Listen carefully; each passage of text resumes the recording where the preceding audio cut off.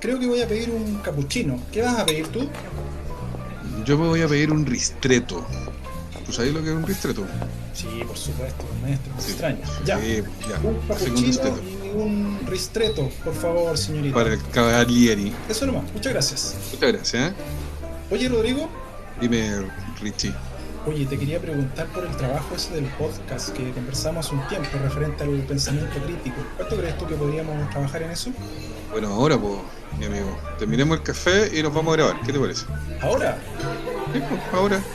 Ya, pero es que tendría que prepararme un poco, sí. Ah, pero no te vengáis a estar para atrás ahora, por Ricardo. Me dijiste que venías hace tiempo estudiando este tema, que habías escrito algo, un libro incluso. ¿O me estabais por engrupiendo? No, sí puedo, es que me pillaste igual de sorpresa. Pero bueno, me imagino que para hacerlo más entretenido podríamos crear secciones, dar algunos tips para que la gente los aplique en su vida diaria. No sé qué opinas. Bueno, usted es el que sabe acá, pues maestro. Yo lo ayudo desde mi área de las comunicaciones, pero los contenidos los pone usted. A propósito, ¿ya pensaste en algún título para el programa? Sí, pero igual es medio polémico. Yo creo que mis tías se van a enojar. No, ¿por qué? ¿Y por qué se van a enojar? Es que lleva el nombre de un programa re famoso de la TV chilena, que es igual como medio intocable, como que la ley lo protege del bullying. Ya, pero usted se define como pensador crítico, ¿no? O sea, sí. Ya, pues entonces, según entiendo, no estás haciendo bien el rol de pensador crítico si no incomodas a un par de personas en el camino con tus dichos. Sí, es verdad. Ya, tírate el nombre, a ver. Ya, mira, el nombre, el título, sería más o menos como este. Chile ya no es el público de Sábados Gigantes. Excelente, compadre, está perfecto. Representa, según lo veo yo, un cambio generacional, ideológico, muy potente. Sobre todo ahora en este Chile de los últimos 30 años. Porque acuérdate que fueron 30 años, no fueron 30 pesos, decían por ahí. ¿Te acuerdas? Así que nos da para conversar un montón de temas y que la gente le van a interesar, te lo aseguro. Ya, pues, démoslo entonces. A ver, tenemos el tema, tenemos el título. ¿Qué nos faltaría? A ver, maestro, me extraña tu pregunta. Usted es un hombre del área artística, no me puede preguntar eso. Nos falta la música, pues, estimado, así que póngale play y la cortina musical. Y como decía mi abuelita, echémosle para adelante que va a estar la bunda.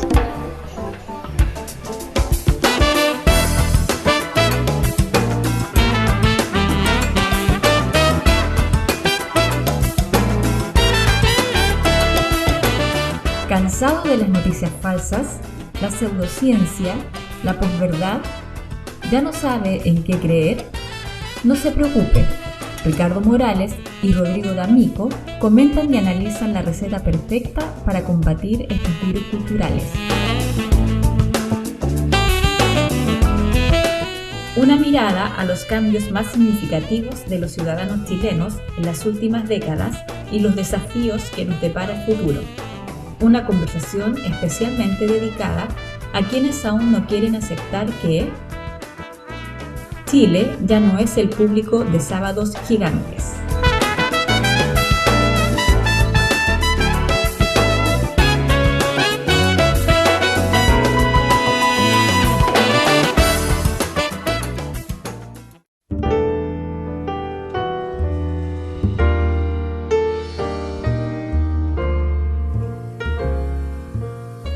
Ok, estamos acá ya partiendo con este programa, agradeciendo pero inmediatamente a la gente que nos está escuchando, a la que se ha tomado el tiempo, ¿cierto?, de interesarse en este trabajo, este primer podcast, ¿cierto?, que estamos haciendo acá. Y antes de cualquier otra cosa, antes de comenzar con los temas, por supuesto, lo primero es presentarnos. Así que tengo el honor, el privilegio de presentar a un amigo, periodista, investigador, músico de alma y espíritu, como él mismo se define, melómano, cinéfilo, escritor, bartender y sibarita, mi distinguido amigo Rodrigo D'Amico. Muchas gracias Ricardo por esa tremenda presentación. Creo que es la primera vez que me hacen una presentación así, ¿eh? Yo estoy en otro podcast por ahí también de copiloto, lo hago incluso con mi hermano y mi hermano me ha presentado así que muchas gracias Richie por esa presentación. Bueno, y también, yo también tengo que hacerlo, tengo que presentar al que ronca en este podcast, al jefazo, al big boss de este nuevo podcast que se quiere tomar los beats y no sé qué otra cosa más que hay ahí circulando por el ciberespacio. Así es que, nada más, presentar a mi querido amigo, también músico, pedagogo, deportista frustrado, ya vamos a conversar de eso, casi piloto de avión, académico, tremendo, Ricardo Morales. ¿Cómo estás, Richie? Ahora sí. Ahora sí, muchas gracias por la presentación, estimado también. Te pasaste, sí, fue mucho, porque si no después las expectativas son altas y después uno defrauda ahí al auditor y no es la idea. Está bien. Así que no, pero gracias por la presentación. Oye, y estamos aquí en algo que nada que ver como nos conocimos nosotros. Nos conocimos en conciertos, organizando cosas, eventos, y estamos aquí en un tema que, bueno, vamos a ver cómo nos va en esto, estimado. Sí, pues nos conocimos peluceando, como se dice vulgarmente, claro. ¿No? Peluceando, o sea, pero en la movida más artística, más cultural. Así es que, claro, vamos a ver cómo resulta este otro invento que estamos aquí jugando, pues, estamos lanzando. En realidad, más que jugando, nos las estamos jugando. Por ahí está mejor. Como una propuesta. Entonces, interesante. Oye, a todo esto, ¿qué es lo que se escucha de fondo? Oye, exactamente. Está a propósito de estas presentaciones magnánimas que hicimos. Oye, estamos escuchando. Oye, ¿tú viste Gladiador? Disculpa, ¿viste Gladiador? La película Gladiador de Ridley Scott. Me recordó, ¿te acuerdas del señor Corales que aparecía en el Coliseo que presentaba los Maximus, Nicodemus?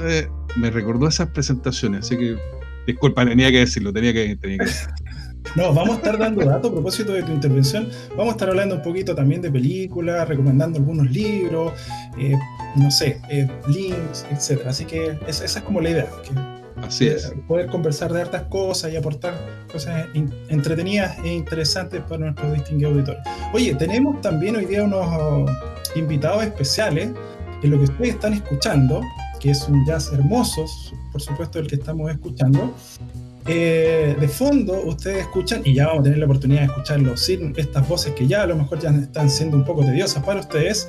Tenemos a nuestros queridos amigos del grupo de jazz Triángulo de las Bermudas, ¿ya? Integrado por el pianista Gonzalo Palma, en contrabajo Rodrigo Rivera y en batería Manuel Estay. Yo los conozco, he tenido el privilegio de compartir escenarios con ellos, compartir también en el mundo de la pedagogía. Es un grupo que nació en el año 2011. Lo que nosotros estamos escuchando ahora específicamente es el disco Zona Alta, Zona Baja, ¿ya? Es el primer disco que tiene este grupo. Es un grupo que ha participado en festivales de jazz los más importantes aquí del país, también ha participado en el extranjero, y ellos también, los integrantes, se desempeñan como profesores en universidades, ¿cierto?, especializadas en este mundo del jazz. Así que es un tremendo privilegio que también ellos puedan estar aquí presentes con nosotros. Qué exquisito, muy bueno, tremendo lo que estamos escuchando, la sonoridad que tiene, la fidelidad con que se grabó este disco. Absolutamente recomendable. ¿Dónde lo pueden escuchar este disco, Ricardo? Este tú lo puedes encontrar en YouTube, por lo que me dijeron los chicos. Bueno, ellos me regalaron el disco, ¿ah? Yo tengo el privilegio de que me regalaron el disco, así que... pero busquemos el disco. A ver, déjame ver acá, yo lo voy a buscar inmediatamente. Aquí lo encontré.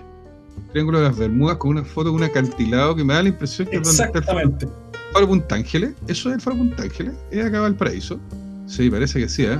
Bueno, la gente que nos está escuchando, qué bueno que lo buscaste al tiro, porque los pueden encontrar inmediatamente en YouTube. Tremenda fotografía. Sí, aquí estoy viendo el tracklist, son 7 tracks, son 7 temas, ¿cierto? 7 temas que están aquí: Chaleco, La Fiesta Permanente, Septiembre 10, Bipolares, Vanessa, La Gota y Vanessa Piano Solo. Así que está muy bueno, absolutamente recomendable para todos los melómanos que nos pueden estar escuchando hoy. Ya, estimado, partamos con el tema. Démosle, pues, juguemos, a ver. Oye, ¿con qué nos va a sorprender, Ricardo? La presentación decía que íbamos a abordar el tema del pensamiento crítico. Así es. Chuta, tremendo tema ese. Sí. Vamos a ver si estamos a la altura. Oye, primero, ¿por qué la gente debería quedarse escuchando? Yo creo que eso es importante. ¿Por qué debería quedarse escuchando a este par de cuarentones? Me hemos pasado a Nintendo, a películas ochenteras. A Moctezuma. Exactamente. A Atari 800 XL. Mira, a ver, entremos en materia, ahora sí. El pensamiento crítico, ¿cierto? Seguramente usted lo ha escuchado por ahí, lo ha visto en el programa de estudios de su hijo, en el colegio, en la universidad, ¿cierto? Y el tema está como sonando. Miren, la Organización para la Cooperación y el Desarrollo Económico, más conocida como la OCDE, la tiene dentro de sus de las habilidades, ¿cierto? Y competencias que debiese tener, para lo que debiésemos apuntar, el ciudadano siglo XXI. ¿Ya? Imagínate lo que eso significa, dentro de muchas otras cosas, dentro de muchas otras cualidades como la creatividad, el trabajo en equipo, el uso de las tecnologías, siempre, pero el pensamiento crítico siempre está dentro de las primeras ahí. La Organización de las Naciones Unidas para la Educación, la Ciencia y la Cultura, más conocida por supuesto como la UNESCO, exactamente lo mismo. Ellos también tienen el pensamiento crítico ahí como una de las prioridades dentro del ciudadano, ¿cierto? Que esté acorde a las exigencias de este mundo, ¿sí? Con el que vivimos ahora. Ahora, si para usted eso no es aún suficiente, bueno, vamos a ejemplos más concretos, vamos a instituciones, ¿cierto? Más concretas, que tengan que ver, por ejemplo, con el mundo educativo. Y aquí tenemos, por ejemplo, les cuento que en febrero de este año, fíjense, hace poquito nomás, la periodista Mónica Rincón, periodista de CNN Chile, entrevistó a David Perkins. ¿Quién es este personaje? Es un profesor de la Universidad de Harvard, ¿ya? Integrante del equipo del Proyecto Cero. ¿Qué es el Proyecto Cero? Un proyecto educativo muy importante, no solamente ahí para Estados Unidos y Harvard, sino que los insumos que ha dado el mundo educativo en todo el mundo. Y él, junto con Nelson Goodman y Howard Gardner. ¿Quién es Howard Gardner? Para los que no lo conocen, inteligencias múltiples, y a lo mejor ahí ya se nos vienen muchas cosas a la cabeza. Ellos hicieron el Proyecto Cero. Y dentro de las cosas que ellos también recomiendan Proyecto Cero está, adivinen, el pensamiento crítico. Bueno, si aún no lo podemos convencer de eso, revise los programas educativos de cualquier país, ¿cierto?, del mundo. Vaya a revisar el programa educativo del colegio, de su hijo, de su hija, y se va a encontrar con la terminología. Sí, oye, yo quería, está súper interesante el planteamiento, yo quería ahondar un poquito por qué la gente tendría que interesarse en el pensamiento crítico. A ver, me da la impresión de que hay mucha gente que entiende el pensamiento crítico como desde la mirada del sentido común, ¿cierto? Pero no cualquier cosa es pensamiento crítico, ¿o me equivoco? Claro, de hecho, hasta podríamos cuestionar si es que es del sentido común, porque a veces nuestros sentidos, claro, por supuesto, son bastante falibles, y eso también lo vamos a hablar en la segunda y tercera parte de este podcast, porque a veces nuestro cerebro nos engaña, ¿ya? Tiene algunas problemáticas ahí de comprensión de la realidad. Entonces, podríamos decir que es una etapa de pensamiento, de una habilidad de orden superior, que no es fácil. Ahí ya tenemos una primera cosa. Lograr el pensamiento crítico no es nada de fácil, ¿ya? Por eso ahí un primer cuestionamiento, cuando a veces a la ligera se toma esto de que no, nuestra universidad, nuestro colegio fomenta el pensamiento crítico. Sí, cuidado, que es una cosa compleja. Suena a lugar común cada vez que uno lo escucha. Claro. Sí, no, si acá nosotros fomentamos el pensamiento crítico, bueno, pero ¿cómo se logra eso? No es nada de fácil. Bueno, pero tampoco es nada de fácil lograr una educación inclusiva, ¿cierto? Y montones de otras cosas que tienen que ver con una mejor convivencia social, pero no por eso le hemos hecho el quite, por ejemplo, a tener una educación más inclusiva, y no solamente en el mundo educativo, sino que obviamente a ser más inclusivo en la sociedad, en el día a día. Entonces, es una cosa compleja. Requiere esfuerzo mental adicional, requiere quemar neuronas, requiere escuchar cosas que a lo mejor no queríamos escuchar, requiere reconocer que nos equivocamos, y eso, y entrando un poquito más en materia, a nuestro cerebro no le gusta, Rodrigo, ¿ya? No le gusta a nuestro cerebro eso, no te premia con eso. La dopamina no aparece cuando estás contrario a tu opinión la otra persona, ¿me entiendes? Así que es una cosa compleja. Ahora, respondiendo más concretamente a tu pregunta, ¿por qué debería interesarse? Porque este pensamiento crítico nos puede salvar, entre comillas, puede ser un remedio, un antídoto, como decía ahí la publicidad del anuncio de este trabajo, lo que nos salve de conflictos mayores. Tú sabes que en este momento yo no sé en qué grado, a lo mejor tú podrías aventurar un porcentaje, en qué grado está en riesgo la democracia, y no me refiero a la democracia solamente de nuestro sector acá, sino que la democracia en términos más genéricos, ¿cierto?, planetario. gracias a que el pensamiento crítico ha sido el gran ausente de esto, ¿ya? El principal discriminado de la sociedad ha sido el pensamiento crítico, y tenemos estas posturas extremistas con posiciones totalmente antagonistas, donde nadie se quiere escuchar, sino que todos quieren ganar. A le quiere ganar a B, y al parecer eso es como la realidad. Y la verdad es que gracias con el pensamiento crítico podríamos tener una sociedad bastante más tolerante. ¿Y bueno, vamos a ir indagando en eso en la medida que vayamos avanzando en los episodios del podcast, pero también hay que, me llama mucho la atención cómo se genera, porque esto debe haber una especie de entrenamiento, del elemento cognitivo para poder desarrollar el pensamiento crítico. Claro, o sea, tiene una cantidad de variables que afectan ahí, y a ver, tal vez para responder eso podríamos empezar como a tratar de definir lo que es el pensamiento crítico. Y digo tratar, porque sería fácil ir a la RAE, ¿cierto? O a alguna definición, pero sabes que a veces las definiciones no alcanzan, ¿ya? Quedan cortas, no alcanzan a ver toda la gama de áreas que abarca este tipo de pensamiento.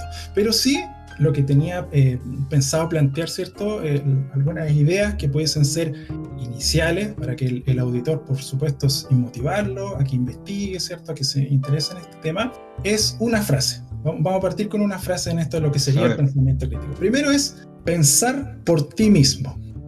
Imagínate, eso ya es como fácil decirlo, pero es bastante complejo llevarlo a la práctica, porque pensar por ti mismo quiere decir que tú atiendes todos los factores culturales, de las tradiciones, tus influencias familiares, tu contexto escolar, laboral, etcétera, las propias falencias de nuestro cerebro que hablábamos en un principio. Dejas todo eso, o lo analizas, no lo dejas de lado, sino que lo analizas y después empiezas a ver qué cosas realmente tú estás o no estás de acuerdo con esos pensamientos. ¿Entiendes? Claro. Así que imagínate, Rodrigo, lo que significa ya esa primera frase, pensar por ti mismo. Heavy, suena súper potente. Oye, yo quiero preguntarte también, porque bueno, un poco se deslizó en la presentación que hicimos de cada uno, pero tú eres músico, yo soy periodista. ¿Qué crees que tenemos que estar hablando nosotros de pensamiento crítico cuando es del ámbito más académico? A ver, ¿cómo en el fondo, llevando los pies en la tierra, ¿Cómo pasamos de nuestros distintos ámbitos a este interés por el pensamiento crítico? Oye, chuta, me cortaste la conversación, pues yo te iba a dar un ejemplo de esto, de lo que te acabo de decir, y me preguntaste por eso, pero bueno, yo creo que también los auditores, y sobre todo la gente que nos conoce, merecen un mínimo de explicación, ¿cierto? ¿Por qué estamos en esto? Y no estamos aquí en alguna cosa más específica del periodismo en tu caso, o en mi caso, una cosa que tenga que ver con la música. Bueno, a ver, ¿cómo llegamos? ¿Cómo llegué en lo específico de la música al pensamiento crítico?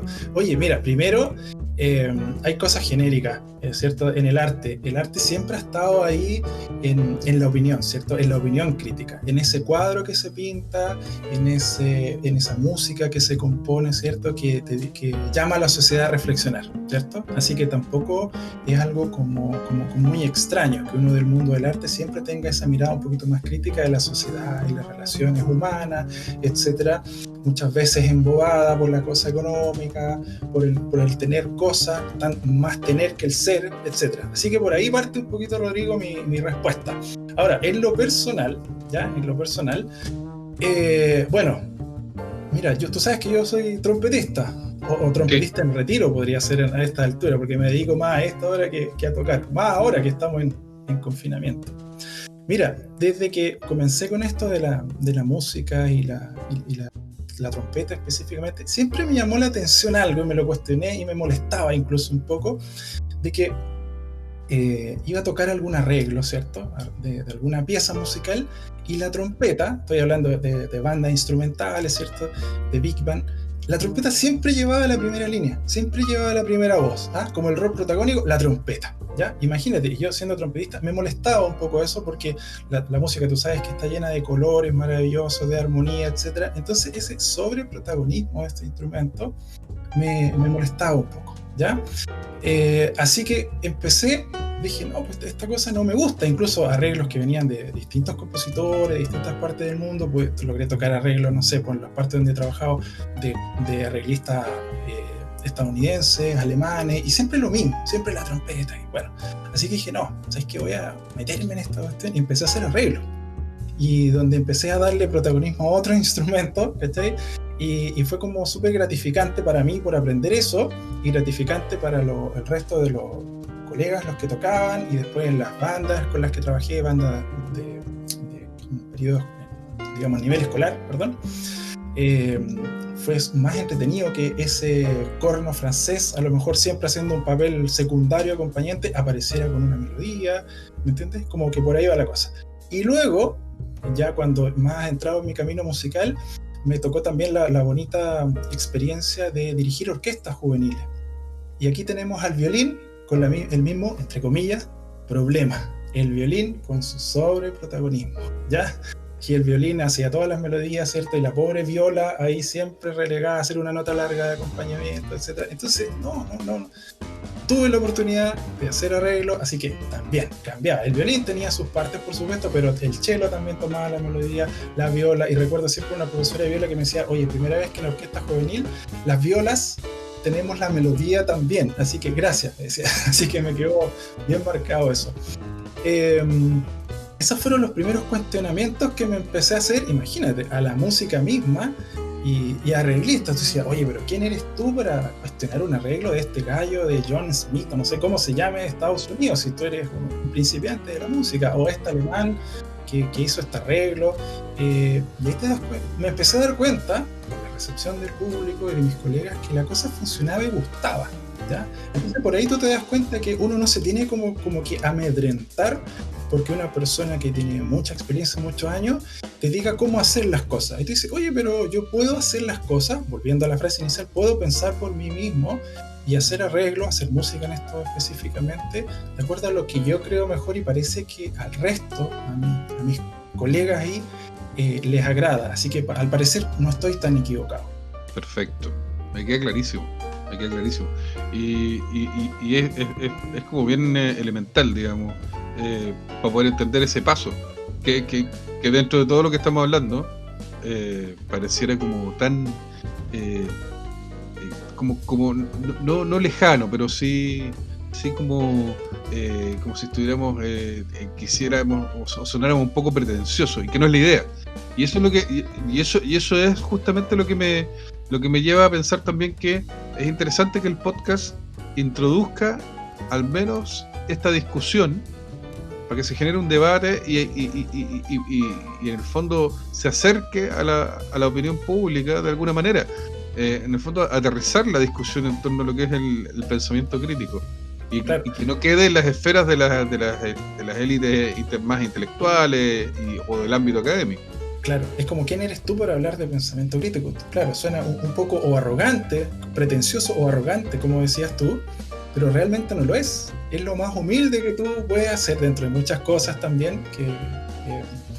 Pero si tú dices, oye, pero espérate, me voy a cuestionar esto, tanto de lo que yo pienso como de las otras personas, o sea, tener esa duda, ¿ya? La duda es una cosa bastante humilde, porque la duda primero reconoce desconocimiento, ¿ya? Y oye, te invita a investigar, te invita a también decir, oye, sabes que yo no sé de esto, prefiero no opinar, ¿ya? Hay que hacer más frecuente esa frase. La otra vez la leí por ahí en un Twitter. Oye, hagamos más frecuente ¿sabes qué? No sé de este tema, así que no voy a opinar. ¿Cuándo fue la última vez que escuchaste eso, Rodrigo, en alguna conversación por ahí? No, creo que nunca. Lo escuché. Es raro que alguien diga, sabes que yo no sé de ese tema, así que prefiero no opinar. Bueno, debiésemos hacerlo más frecuente, como decía este tuitero, no recuerdo quién era, así que, pero aquí le damos un espacio para su tweet.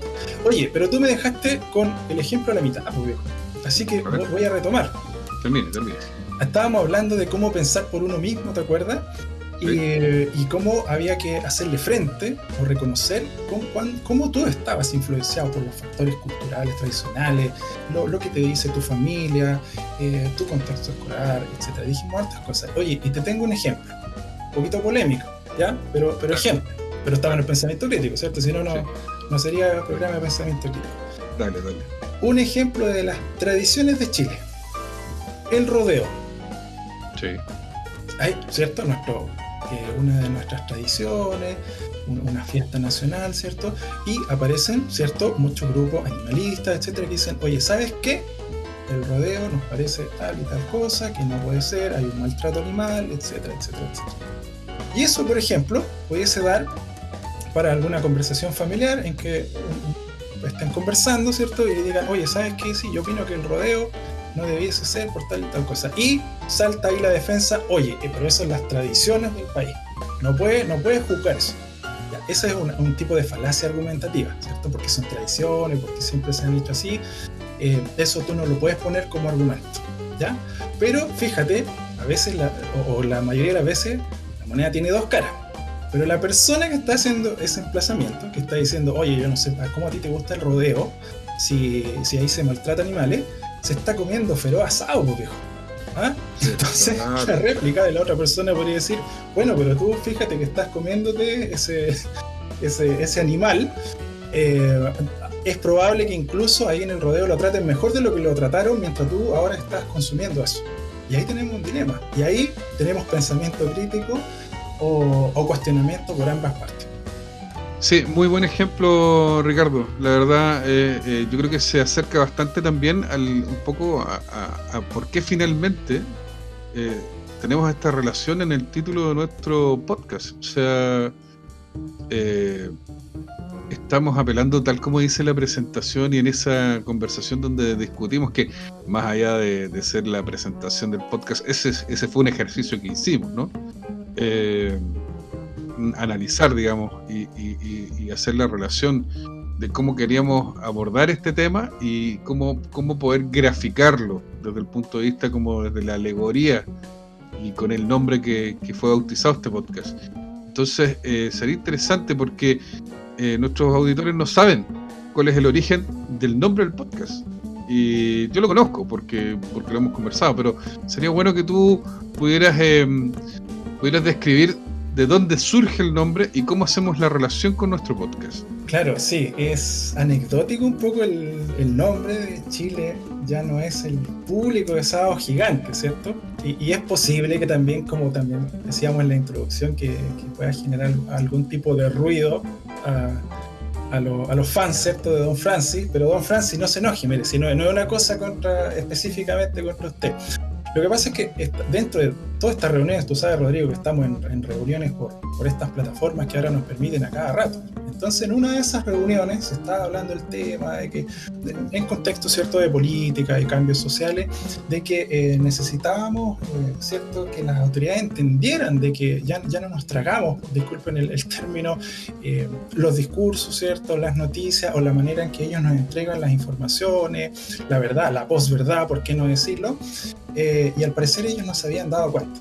Entonces me dieron la opinión, oye, ¿tú qué opinas? Entendemos que tú estás estudiando hace un tiempo el pensamiento crítico. Bueno, y a mí en ese contexto, en esa reunión, se me ocurre decir, sí, lo que pasa es que lo que no se han dado cuenta los gobiernos, y lo digo en plural, por supuesto, no solo el gobierno de los gobiernos, que tenemos otro nivel de educación, ¿cierto?, que nos damos cuenta de más cosas, que sabemos de falacias argumentativas.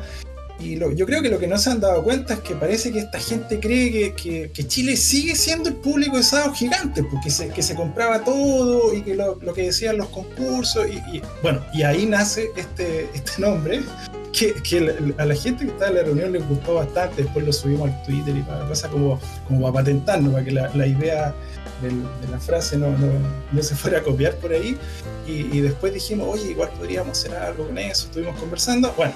Y después la historia ustedes ya la conocen, nos juntamos con mi estimado amigo Rodrigo y aquí estamos, así que ahí como que nace un poco la historia.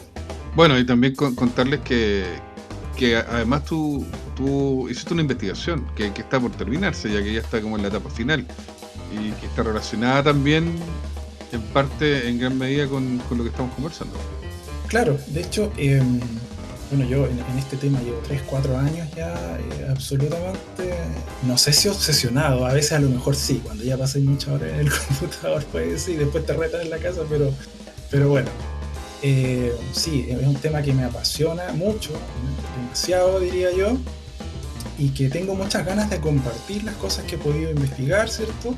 En un terreno que tú sabes hay muy poco espacio para el pensamiento crítico, en los espacios de la radioemisora, en los canales de televisión, en tu propio trabajo, en entidades educativas hay muy poco espacio. Entonces me gustaría a mí compartir lo que he podido aprender y tratar de bajar esto, como tú decías hace un rato. Me pareció súper interesante tu observación de que parece que esta discusión queda arriba en esas plataformas intelectuales, ¿cierto? De algunos iluminados nomás, ¿ah? Que como que pueden hablar del pensamiento crítico y otras cosas, y el resto tenemos que mirar y esperar lo que van a decir para que nos den los lineamientos y seguir adelante. Y justamente mi intención, junto por supuesto y en hombros de gigantes, como decía un personaje por ahí, apoyarme para hacer una bajada a nuestro día a día, a nuestro contexto chileno, a nuestro contexto social, a nuestro contexto de tu familia, ¿cierto? Para que sea un aporte finalmente y mejore nuestras relaciones que están quebradas, y no solamente aquí en Chile, como decíamos hace un rato, sino que en todas partes. Bueno, y no es casualidad tampoco que la figura más emblemática de el programa en el que nosotros nos inspiramos para poder bautizar este podcast también esté como de algún modo que haya perdido cierta credibilidad después de tanto tiempo, porque en el fondo se producen varios fenómenos con esto. Chile ya no es el país de Sábado Gigante, efectivamente. Claro, ya no es el público, pero como país tampoco ya te estáis comprando ese producto, porque no te estáis comprando el producto de la televisión abierta en general. Exacto. ¿Cachai? Y también porque la figura se desgastó, ¿cachai? La fórmula también se desgastó porque la gente y en el fondo la sociedad va evolucionando, como dices tú, efectivamente. En el análisis que haces recién respecto de que ya no te compráis estas falacias, ¿cachai? Entonces, de algún modo, a lo que quiero llegar es que efectivamente ya, si uno lo mira como en retrospectiva y lo traes hacia ahora, hacia el presente, con la realidad que estamos viviendo, con insertos en medio de una pandemia, por ejemplo, insertos o saliendo de un estallido social que tampoco está absolutamente superado, digamos, en términos de fenómeno social. Claro, estas figuras que se empiezan a deshacer, te caen como castillos de naipes, ¿cachai? Entonces, y ahí es lo que se valora efectivamente respecto al rol que podemos cumplir nosotros los seres humanos dentro de esta dinámica y aportar realmente, y que se genere esta discusión y que se baje de las cúpulas de las élites, de las cofradías, digo yo, desde el punto de vista que se baje, permite efectivamente que uno pueda empezar a entrenar la inteligencia, ¿cachai? Para poder ir desarrollando de verdad un pensamiento crítico. Por eso yo te preguntaba hace un rato, o planteaba en el fondo la discusión de que no todo es pensamiento crítico, ¿cachai? No por el hecho de oponerme a una idea distinta a la mía y con una postura absolutamente crítica, estoy desarrollando pensamiento crítico. Claro, es que ahí tú tocaste un tema interesante, Rodrigo, porque muchas veces se confunde pensamiento crítico o la persona crítica con una persona negativa, que siempre anda buscando lo negativo de las cosas, ¿eh? Anda buscando la quinta pata al gato. Y crítica no es sinónimo de buscar errores. Por supuesto que si tú eres un pensador crítico vas a encontrar cierto problema de falacias argumentativas, problema de sustento en alguna afirmación, etc. Claro que sí. Pero fíjate que el pensamiento crítico te puede ayudar también a ponerte en el lugar de la otra persona, una empatía en otro nivel, porque aquí hago un pequeño paréntesis. ¿Te has fijado que la palabra empatía por lo general la ocupamos cuando nos ponemos en el lugar de la otra persona, cuando esa otra persona está sintiendo un dolor, ¿cierto? Cuando está sufriendo. Sí, claro. Pero empatía, el término es gigante, ese término, y creo que usamos muy poquito ese término en el día a día. Bueno, creo que a mi juicio el pensamiento crítico te amplía el término de empatía y te pones en los zapatos de esa persona que piensa distinto tuyo y tratas de analizar por qué piensa distinto tuyo, ¿ya? ¿Y qué pasa con eso? Que si tú lo analizas, ¿cierto? Lo reflexionas tranquilamente, no con la idea de ganarle a la otra persona el debate, a lo mejor te vas a dar cuenta que ni siquiera es necesario el debate con la otra persona, o lo vas a entender, o hasta capaz que te des cuenta que esa persona tiene razón y tú no, ¿ya? Entonces el pensamiento crítico es mucho más allá de solamente andar buscando errores o problemáticas o lo negativo, ¿ya? Claro, y es como el ejercicio de la tolerancia también, que en el fondo mucha gente también confunde la tolerancia con el hecho de decir, no, yo respeto lo que tú dices, pero no te metas en mi metro cuadrado. Exacto.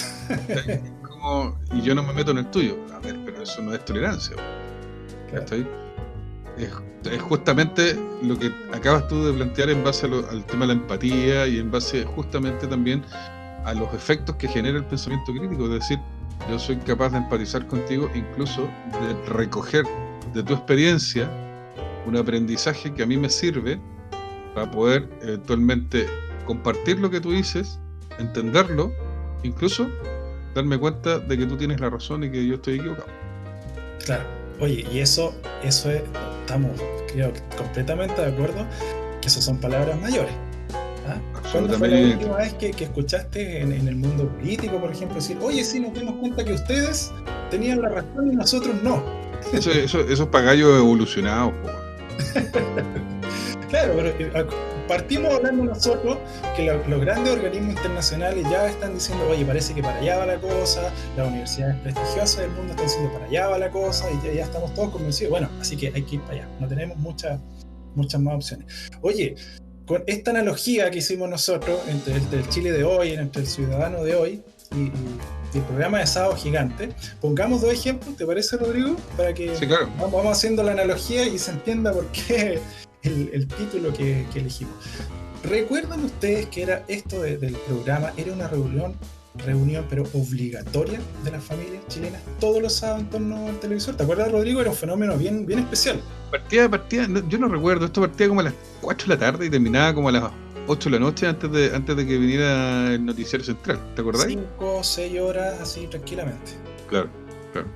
Entonces ese ya es una cosa que ahora es impensada. ¿Quién está 5 horas viendo un mismo programa de televisión, ya con una temática más o menos parecida? O sea, no habían grandes quiebres en el programa. Ahora, ¿quién también se informa o se entretiene por un solo medio? Habiendo un montón, ¿cierto?, de todavía medio. Entonces, ahí tenemos una primera analogía con, a veces, autoridades o las instituciones. Vamos a hablar de instituciones mejor en genérico, que a veces dicen, bueno, esta es la verdad. Lo dijimos en tal y tal canal, no sé, del Estado o oficial, ¿cierto? Esta es la versión oficial. Como si nosotros no tuviésemos otros medios de comunicación, ¿cachai? Si no tuviésemos otros medios periodísticos, ¿cierto? Responsables de indagar en la verdad, etcétera, de buscar algún problema de argumento en tal o tal persona que dijo algo. Bueno, eso es ser un poco ingenuo, ¿cierto? Es creer, a propósito del título, creer que todavía somos el público de Sábado Gigante, ¿ya? Así que ahí tenemos un pequeño problema. Imagínate, todos los medios de comunicación que tenemos ahora, Rodrigo. Tú que trabajas en el mundo del periodismo, no sé si tú has vivido de mayor cercanía, ¿cierto?, esa explosión del periodismo en cantidad, en calidad también, ¿por qué no decirlo?, de medios de información. Es interesante porque desde la vereda del periodismo y del tratamiento informativo y de la agenda mediática y todo, claro, se agradece lo que estamos viviendo hoy. Hay una diversidad, hay como una multiplicidad de medios y de formatos que en el fondo te dan opciones. Tú tienes opciones para elegir. Cuando yo estudié periodismo no había muchas opciones. Era la prensa oficialista, como se decía, por ejemplo. Escasamente un par de publicaciones que estaban ahí en el límite de lo transgresor y de lo outsider, ¿cachai? Entonces era muy irrelevante en ese sentido. Pero hoy en día hay una multiplicidad, hay una diversidad de acceso a la información con sus riesgos también. Es decir, yo puedo tener acceso a la información a través de los canales formales, de los formatos más tradicionales, como, no sé, la radio, la televisión, la prensa, pero también está hace un rato ya el tema de tener acceso a través de internet, a través de las redes sociales, que ahí es donde se genera también cierta distorsión. Y es complejo porque en las redes sociales te encuentras con de todo. Entonces, pero el fenómeno es interesante para uno como profesional de las comunicaciones. Siempre es interesante porque esto además va evolucionando, es permanentemente, es una vorágine. Entonces, si no te subiste al carro, te quedaste abajo y te quedaste atrás, ¿cachai? Entonces, justamente desde ese punto de vista es mayor todavía, es mayor. Y si tú te pones a analizar en Twitter, por ejemplo, que ojo, Twitter, yo tengo mis reservas con Twitter porque Twitter, más allá de transformarse como en trincheras de francotiradores, como dicen hoy día, sí. se sientan con el ventilador y empiezan a tirar, en el fondo tiene una dinámica que yo creo que no es tan representativa, no así con otros formatos, con otras redes sociales como Facebook, como Instagram, que son como más adolescentes incluso, pero tienen mayor representatividad porque tienen un mayor impacto, porque tienen un mayor grado de influencia. ¿Cachai? De hecho, si tú te fijáis en la discusión de Facebook, se ha hasta polarizado mucho el tema, por ejemplo, de hoy, que está a puertas con el tema del plebiscito del 25 de octubre. Claro, exactamente. ¿Cachai? Claro, tú en Twitter tú también lo ves. Y podríais decir, sí, se puede intuir que hay pensamiento crítico a través de las redes sociales, por ejemplo. ¿Cachai? Que te desmarcaste de este público que estaba todos los días sábado enganchado viendo Sábado Gigante, ¿cachai? Pero no necesariamente esa discusión tiene un sustento o una base más, podríamos decir, desde la empatía, como incluso decías tú hace un rato. Pero sí, si tú te vas a Facebook, yo creo que es el formato de este tipo de plataforma también que te da para poder generar eso. No así con Twitter. Twitter es más restringido, ¿cachai? Tenés menos libertad, digamos, de extensión para poder escribir, y no así con Facebook, por ejemplo. O el Instagram, que es un formato totalmente distinto, que es como la versión edulcorada de las otras dos. Sí, exacto. Entonces eso, o sea, yo lo veo de esa forma, ¿cachai? Lo veo y para uno como comunicador siempre es interesante, por eso que yo también acepté con tanto gusto tu invitación a participar y acompañarte en este podcast, porque son instancias que, como te decía, o sea, se va como democratizando un poco el acceso a la discusión y al debate, y como que se aleja un poco de la exclusividad. Oye, y a propósito de tu comentario de las redes sociales, en el tercer bloque vamos a estar ahondando un poquito en ese tema, ¿ya? Que de verdad que creemos nosotros unas cosas interesantes que compartir, un reciente documental de Netflix, no les vamos a adelantar nada, pero que de verdad es muy impactante lo que pueden están logrando lamentablemente las redes sociales de manera negativa en nuestra sociedad. Así que eso se los vamos a comentar en el tercer bloque. Oye, demos un segundo ejemplo de esta analogía polémica que estamos haciendo, Rodrigo. Mira, ¿recuerdan ustedes los concursos, premios, ese entre comillas, modelo de felicidad que te impuso, entre comillas, en la TV? ¿Ah? Va por el automóvil, la casa propia. ¿Te acuerdas de eso, Rodrigo? Sí, claro, ¿cómo no me voy a acordar? Eso tal vez en su época, ¿cierto? Por distintas razones, las condiciones sociales, contexto país que teníamos, por supuesto que tiene sus razones de ser.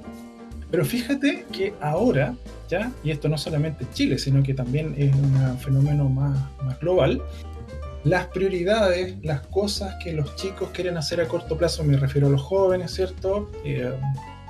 Futuros estudiantes o ya a pronto entrar al mundo laboral, sus prioridades cambiaron pero radicalmente. Mira, y voy a citar aquí a un crítico, ¿ya? Un columnista de Atlantis. Él se llama James Gamblin. Mira lo que nos dice él. Dice: durante los últimos 10 años, los psicólogos han hecho gran cantidad de investigaciones que demuestran que desde el punto de vista de la felicidad y la sensación de bienestar, es mucho mejor gastar el dinero para adquirir una nueva experiencia y no cosas nuevas. Eso produce más felicidad. Fíjate lo que dice. Y sigue un poquito, dice: tal parece que la gente no quiere escuchar historias acerca de dónde compraste una casa, sino que prefieren escuchar lo fantástico que la pasaste el fin de semana. Incluso una mala experiencia puede ser al final una historia fascinante. ¿Qué te parece? Súper claro, súper claro. Y es interesante también, yo de hecho pensaba en la figura de los premios, por ejemplo, de los concursos, como está indicada en el ejemplo. Y también un poco entendiendo que venían siendo como una suerte como de placebo, ¿cachai? Exacto. Era un placebo por el contexto, como tú decías, la situación país, vivíamos en una situación en la que la gente, yo creo que buscaba eso. Yo creo que también pasaba con el Happening, con Ja, por ejemplo, ¿cachai? Que tenía sí, mira, un... a propósito de que nombraste el programa, esto se podría haber llamado Chile ya no es, bla, bla, bla, Happening con Ja. Chile ya no es, bla, bla, bla, vive el lunes. ¿Cachai? Chile ya no es el Festival de la Una. Claro, esto es para que Don Francis no se nos enoje, ya, para claro. Lo que pasa es que, claro, Sábado Gigante, recuerda que se tomó todo Latinoamérica, ¿ya? Entonces así también, si es que hay gente, tú me prometiste que este podcast lo iban a escuchar prácticamente todo el cono sur, entonces sí, claro, todos conocen a Sábado Gigante, entonces por eso es que le pusimos el título. Así es. Oye, y relacionado con esto de los premios que volvías a tocar tú y estos como placebo, fíjate que aquí hay algo bien interesante, y con esto yo creo que ya iríamos como cadenciando esta primera sección, estimado. Mira, el premio, ¿cierto? Esa cosa que tú te ganas, también tiene tus sedes. Cuando tú te compras una casa, por ejemplo, tú lo que haces es también después preocuparte por esa casa, ¿cierto? Que no te vayan a entrar a robar, ¿cierto? Etcétera. El auto, exactamente lo mismo. Entonces las cosas que poseemos, especialmente si son muy costosas, nos obligan a preocuparnos por ellas, ¿ya? Ahí también un poco complementando a James Gamble, esta columna que leímos hace un ratito. Y fíjate lo que nos aporta Yuval Noah, ¿ya? El famoso historiador, ¿ya? Del famoso libro, que es una trilogía en realidad, de animales a dioses. Este personaje, Yuval Noah, para los que no los conocen, imagínense que asesora a Angela Merkel, ¿ya? A ese nivel. Perfecto. A ese nivel, ¿ah? ¿Cómo estáis con ese currículum ahí asesorando a la Angela Merkel? Sí, claro. Bueno, él, en el primer libro de esta trilogía, de animales a dioses, hace una síntesis de la etapa más importante de la evolución del Homo sapiens, ¿cierto? Del universo, en realidad, en términos generales, de nuestra historia, desde el Big Bang en adelante. Entonces él toma el tema de la revolución agrícola, ¿ya? Que eso se produjo hace unos 12.000 años atrás. Entonces dice, la revolución agrícola obviamente se refiere a la domesticación de la planta, de las plantas y los animales. Pero Yuval Noah, un tremendo pensador crítico también, dice: pero espérate, antes nosotros éramos nómadas, ¿cierto? Andábamos a todos lados, estábamos un tiempo acá, y cuando pasa esto, tú te tuviste que quedar en una parte para cuidar el trigo, para regarlo, para sacarle la maleza. Entonces él se pregunta, ¿quién domesticó a quién? Claro. Ya, entonces cuando él se hace esa pregunta, por supuesto que es una pregunta muy interesante para hacerse, y tú inmediatamente haces la analogía. Si tú te compras todas estas cosas costosas, ¿cierto? Después te hacen la misma pregunta, ¿quién está domesticando qué? ¿Estoy trabajando para mantener eso? Entonces ahí te das cuenta que Chile, ¿cierto? Ya creo que ya no está en eso, ya nuestros jóvenes, ¿cierto? Ya están con otras aspiraciones, y eso es lo que hace la gran diferencia ahora, y eso hace que haya un choque gigante generacional entre el discurso de la autoridad de turno y lo que está recibiendo este auditor, este ciudadano, este chileno mucho más preparado y con intereses totalmente diferentes a esta vieja manera de hacer patria, estimado. Sí, yo quiero agregar que además este nuevo perfil, digamos, este nuevo hombre contemporáneo, millennial, como queréis llamarle, que yo trato como de alejarme un poco de la caricatura que se hace de este tipo de generación, ¿no? Pero que es interesante de todas maneras porque, no sé si te has fijado, en el contexto y en el fondo con lo que estamos planteando y con la retórica del discurso que tiene este relato del podcast, que si tú te planteas con esto, normalmente se te paran de frente y inmediatamente se aplica un sesgo ideológico a lo que nosotros estamos diciendo. Y por ejemplo, si tú aplicas el pensamiento crítico a la coyuntura, a la injusticia social, a la, no sé, a los abusos, ¿cachai? A la lucha por los derechos por sobre las libertades, incluso a veces, que puede sonar un poco así medio como antisistémico, ¿no? Pero normalmente te tienden a tildar o a catalogar inmediatamente, o a encasillar o a estereotipar. Y es curioso ese fenómeno, pero tiene que ver justamente también con el cambio generacional, como lo estás planteando tú. Sí, yo también estoy de acuerdo contigo en que a veces se hace una caricatura de este nuevo individuo y creo que tiene muchas cosas más positivas que a lo mejor que las generaciones anteriores, o que nosotros no tuvimos a lo mejor las herramientas o los elementos para darnos cuenta. Así es. Ahora, esta es la nueva revolución, esta es una nueva revolución en realidad. Totalmente. Es una nueva revolución. Entonces, los que son capaces de percibirlo son lo que te decía yo hace un rato, son los que van en el camino de la evolución. Son seres más evolucionados. Exactamente. Y no vienen de las élites, por favor. ¿Ya? Eso, si hay algo que en este trabajo que hemos hecho con mucho cariño con mi estimado amigo, nos gustaría que quedara en la mente ahí del auditor, es justamente eso. No se necesita tener grandes conocimientos, ¿cierto? Para empezar a pensar críticamente, para poder cuestionar las cosas por el bien de una mejor convivencia. Así que eso tal vez sería como lo que nos gustaría que... Y que se sienten con la libertad también, porque bueno, este es un podcast que habla del pensamiento crítico y que está bajando el tema, digamos, desde la mirada más, como dijo mi querido amigo Ricardo, desde la mirada de los Illuminati a nosotros que somos hombres comunes y corrientes, ¿cachai? Claro. Y eso se valora y efectivamente es lo que va a generar una discusión. Y probablemente quienes nos estén escuchando puedan decir, estos hueones en realidad no sé de qué se las dan. o eventualmente es que me hace algo de sentido lo que están diciendo este par de gallos, ¿cachai? Que están ahí, que agarraron el micrófono y se arriesgaron a tomar este tema y a abordarlo, ¿cachai? De esta manera.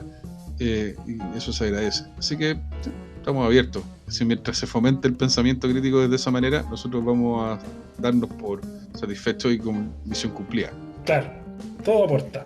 Lo peor sería no hablar estos temas, pues, estimado. Así que esa es nuestra principal intención. Oye, recordemos que estamos con unos invitados especiales. Nosotros, lo que ha estado escuchando nuestro distinguido público auditor, es el grupo Triángulo de las Bermudas, grupo de jazz de acá de la quinta región. Y ahora, en esta primera pausa que vamos a hacer, antes de pasar a nuestra segunda sección, los vamos a dejar a ustedes escuchando el tema La Fiesta Permanente del pianista Gonzalo Palma. Con ustedes, el grupo Triángulo de las Bermudas.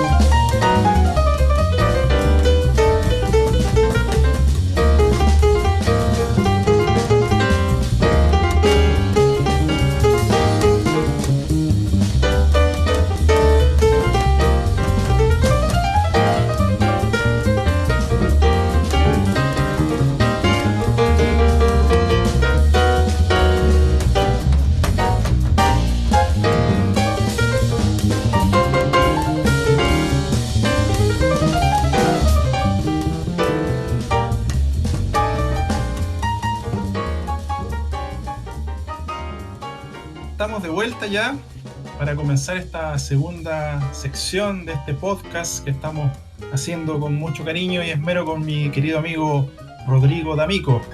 Recordarles también que lo que estamos escuchando es la fiesta permanente del compositor Gonzalo Palma e integrante de nuestros tremendos invitados de hoy, el trío Triángulo de las Bermudas. Sí. Oye, Ricardo, permíteme unos breves minutos hacer un alcance de lo que estamos escuchando. Me gusta mucho esta fusión, porque es bien fusión lo que uno puede apreciar, hablando desde la, vamos a poner así medio erudito, ¿no? Pero desde la mirada, desde la vereda de la apreciación musical, esta mezcla de esta convergencia de estilos dentro del jazz, porque uno podría decir, hay gente que desconoce, ¿no? Y podría decir que el jazz suena todo igual, y no es, tenemos el cool jazz, tenemos más sonidos más como el mood, ¿cierto? O sea, hay una, o lo que se le denomina jam, que en el fondo los jam originalmente eran estas como, podríamos decir, como competencias claro, en escena, ¿cachai? Claro, exacto. Entonces, pero que iban había una conjugación de diversos estilos dentro del jazz. Y eso es lo que yo quiero rescatar de este disco, que encuentro que es un tremendo disco.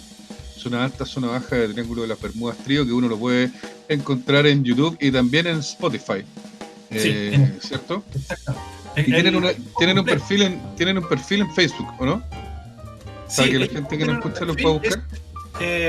Triángulo de las Bermudas Trío. Ustedes así también lo encuentran en Facebook. Y ¿te acuerdas que tú en el primer bloque hablaste que en YouTube encuentran los 7 tracks? Bueno, en Spotify también los encuentran a los chicos con esa misma foto maravillosa que hablábamos también antes. ¿Te acuerdas, Rodrigo?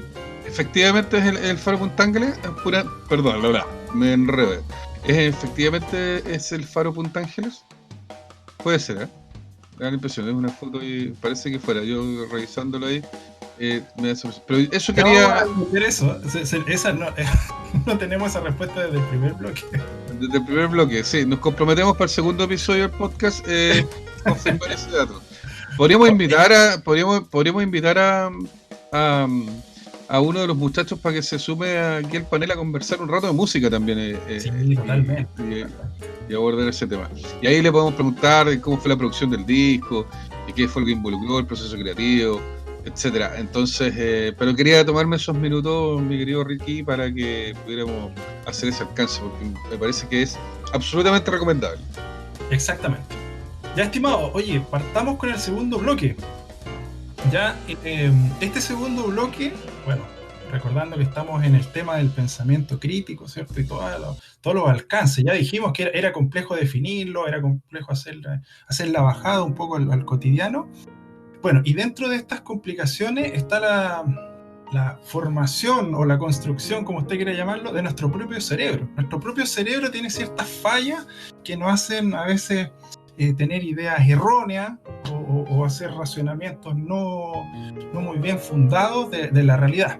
Bueno, y a esto se le llama sesgos cognitivos, estimado Rodrigo. Los sesgos cognitivos, que es un término entre comillas relativamente reciente, nace en 1972 con dos psicólogos, Daniel Kahneman y Amos Tversky, que lamentablemente este último ya falleció, y ellos hacen tremendos trabajos, aportes al mundo de la psicología de la educación en relación a estas fallas que tiene nuestro cerebro. De hecho, y me permito recomendar un librazo inmediatamente a nuestros auditores, de Daniel Kahneman, Pensar rápido, pensar despacio, Thinking Fast and Slow, su nombre en inglés original, y ahí usted va a encontrar un resumen de todos estos sesgos cognitivos, Dunning-Kruger, el efecto de validación subjetiva, un montón de otros sesgos que hacen que nosotros distorsionemos un poquito la visión de la realidad. Pero como nosotros estamos hoy día en la cosa del pensamiento crítico,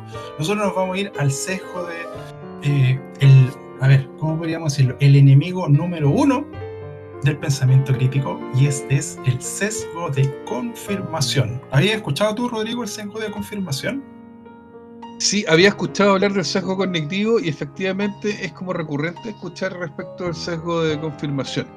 como podríamos hablar como de un lugar común dentro de lo que se tiende a identificar como una opinión eventualmente que, no sé, por lo que decíamos en el primer bloque, ¿no?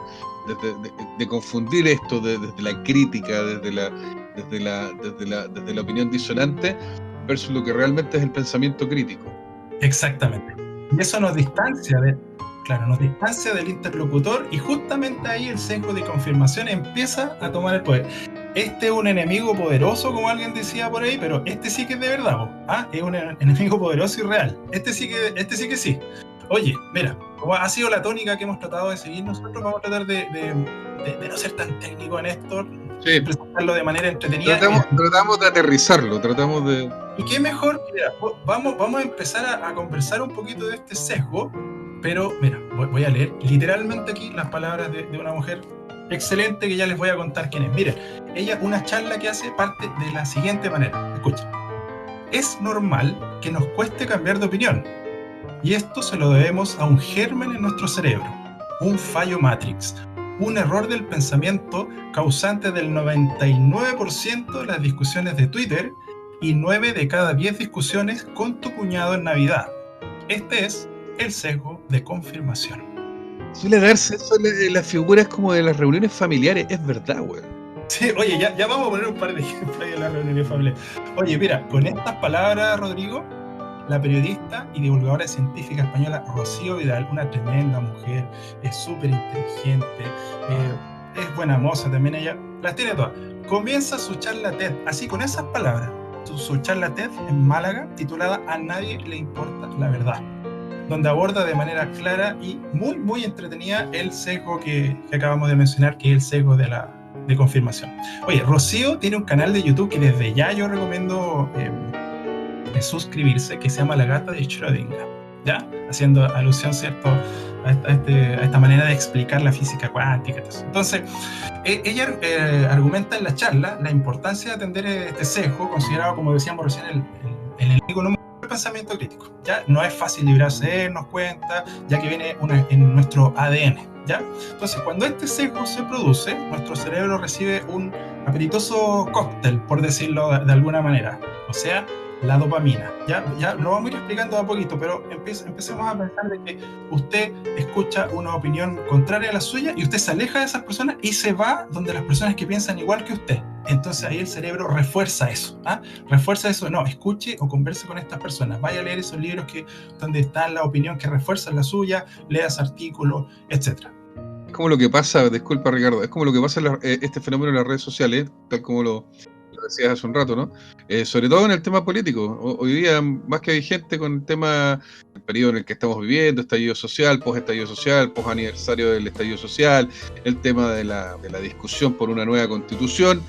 Y tú te das cuenta que, por ejemplo, hay mucha gente que en las redes sociales se alinea específicamente con la gente que piensa igual que uno. Claro, ¿con quién te agrupas para hablar de esos temas tú? Y es una discusión sin sentido, porque finalmente no hay debate, no hay autocrítica. Mira, una definición más sencilla de esto. Tú buscas fuentes de información y grupos de personas que refuercen tus ideas, ignorando absolutamente las posturas contrarias, lo que acaba de decir Rodrigo. Con esto se refuerzan mis ideas preconcebidas y el sesgo de confirmación, por supuesto, toma el control absoluto de nuestro cerebro, ideas, etc. Por su parte, el cerebro ahí tranquilito, ¿qué pasa? Que disfruta de su cóctel favorito, de su alimento favorito, como decíamos recién, y aparece la dopamina, ¿cierto? Este neurotransmisor. Oye, mira, y si aún no lo comprendemos, hay un psicólogo estadounidense, Jonathan Haidt, y él hizo una muy sencilla metáfora para que lo entendamos. Mira, la metáfora, Rodrigo, se llama el jinete y el elefante, ¿ya? A ver. La metáfora es la siguiente, mira, él nos invita a imaginar y comparar nuestra mente emocional, ¿ya? La mente emocional con el elefante, y nuestro pensamiento racional con el jinete. Imagínate, traten por favor los auditores de ver eso. Usted va arriba de un elefante, imagínense las proporciones, la tremenda diferencia entre el animal y nosotros. Bueno, también nosotros somos animales. Bueno, así de complejo nos dice este psicólogo que nos resultaría imaginar mover, entre comillas, toda esa carga emocional, el elefante, de nuestro cerebro hacia un camino diferente, que sería como el racional, del que no se está acostumbrado a transitar. ¿Qué te parece, Rodrigo? Es súper elocuente, en realidad, y es como súper clarificador. Es demasiado ejemplificador, es muy claro Sí, claro, la metáfora. Es sumamente clarificador. Claro. Oye, mira, entonces ahora vamos, a propósito de que tú tocaste el tema de las reuniones familiares. Entonces, empezamos a preguntarnos, empecemos a hacer la bajada de este sesgo de confirmación que es el enemigo número uno del pensamiento crítico. Rodrigo ya nos decía un par de cosas. ¿Qué pasa cuando tú en Twitter te alineas, ¿cierto?, con gente que piensa igual que tú? Tú estás en una reunión familiar y vas y te juntas con ese tío, esa tía que piensa igual que tú, y a los otros los tratas de evitar, porque también no querés echar a perder la conversación familiar, ¿cierto? Bueno, y lo que pasa es que inconscientemente desde chiquitito a lo mejor nos van acostumbrando a no hablar de ciertos temas, o hablar con ciertas personas de unos temas y con otros no, para que no se produzcan las discusiones. Todo esto yo lo resumo, siempre lo resumo de la misma manera, que saco a relucir una frase que lamentablemente se repitió mucho. No sé si ahora en la familia se estará dando, pero es la siguiente. No sé si a ti te la dijeron, Rodrigo, o la escuchaste por ahí. En esta casa no se habla de política, de religión, ni de fútbol. Sí, la escuché más de una vez, incluso con el apellido, con el siguiente apellido. Es de mala educación hablar de política, de fútbol y de religión. Una burrada, absolutamente. O sea, con los tiempos que estamos viviendo, hoy en día creo que, bueno, es que ahora pasamos al otro extremo. Fuiste benevolente con decir una borrada, la verdad, porque los alcances que tiene es desentendernos del debate de ideas, es que tengamos a un 60% de la población que no asistió a las urnas, ¿cierto? Y por algo será, no los crucifiquemos a todos, por favor, en la última votación me refiero. Tenemos grupos extremos de ideas que no se escuchan, etcétera, etcétera, etcétera. Bueno, también esto fue muy habitual, que ese tipo de expresión que se escuchaba en la familia, ¿no? Fue muy habitual en el periodo que vivimos nosotros cuando éramos chicos. Nosotros somos hijos, yo sé que suena un poco cliché, pero somos hijos de un periodo terrible de nuestro país que fue el tema de la dictadura. Entonces, en ese periodo prácticamente no podías hablar de nada. Era como un tema de autocensura, incluso para poder evitar cualquier complicación, cualquier tragedia incluso. Pero después, con el tiempo, con el devenir de los años, con el devenir de los gobiernos democráticos y todos estos procesos que son post periodo régimen militar y tiranía, se da esta situación es como una especie de enquilosamiento, y finalmente la gente se acostumbró a eso. Se acostumbró a no debatir, porque es mal visto, ¿cachai? Es que no. Claro, quedó eso. Y eso si tú haces una lectura actual, toda esta polarización que hay hoy en día de la discusión política, del tema de la justicia social, sobre todo, que al plantear esta frase que uno escucha ya en más de algún lugar, ¿no? No porque yo exija justicia social, yo soy comunista, por ejemplo. Claro. Sí. Pero normal, pero ¿qué se ha dado? Se ha polarizado a tal extremo que tiene que ver mucho con eso, que tiene que ver, que está relacionado con esta forma de plantearse frente a la vida para poder evitar el conflicto malentendido y para no tener la confrontación de las ideas. Y finalmente es una bomba de tiempo, es una bola de nieve, como usted quiera llamarlo, que nos hace tener un lamentable pero necesario, aquí me hago responsable de mi palabra, y si alguien quiere rebatir, por supuesto, bienvenido a las contraargumentaciones. Eso nos hace llegar a un 18 de octubre con esa bomba de tiempo, ¿no? con esa bola de nieve que explotó, porque ya había que hablar los temas, había que ponerlos en la mesa.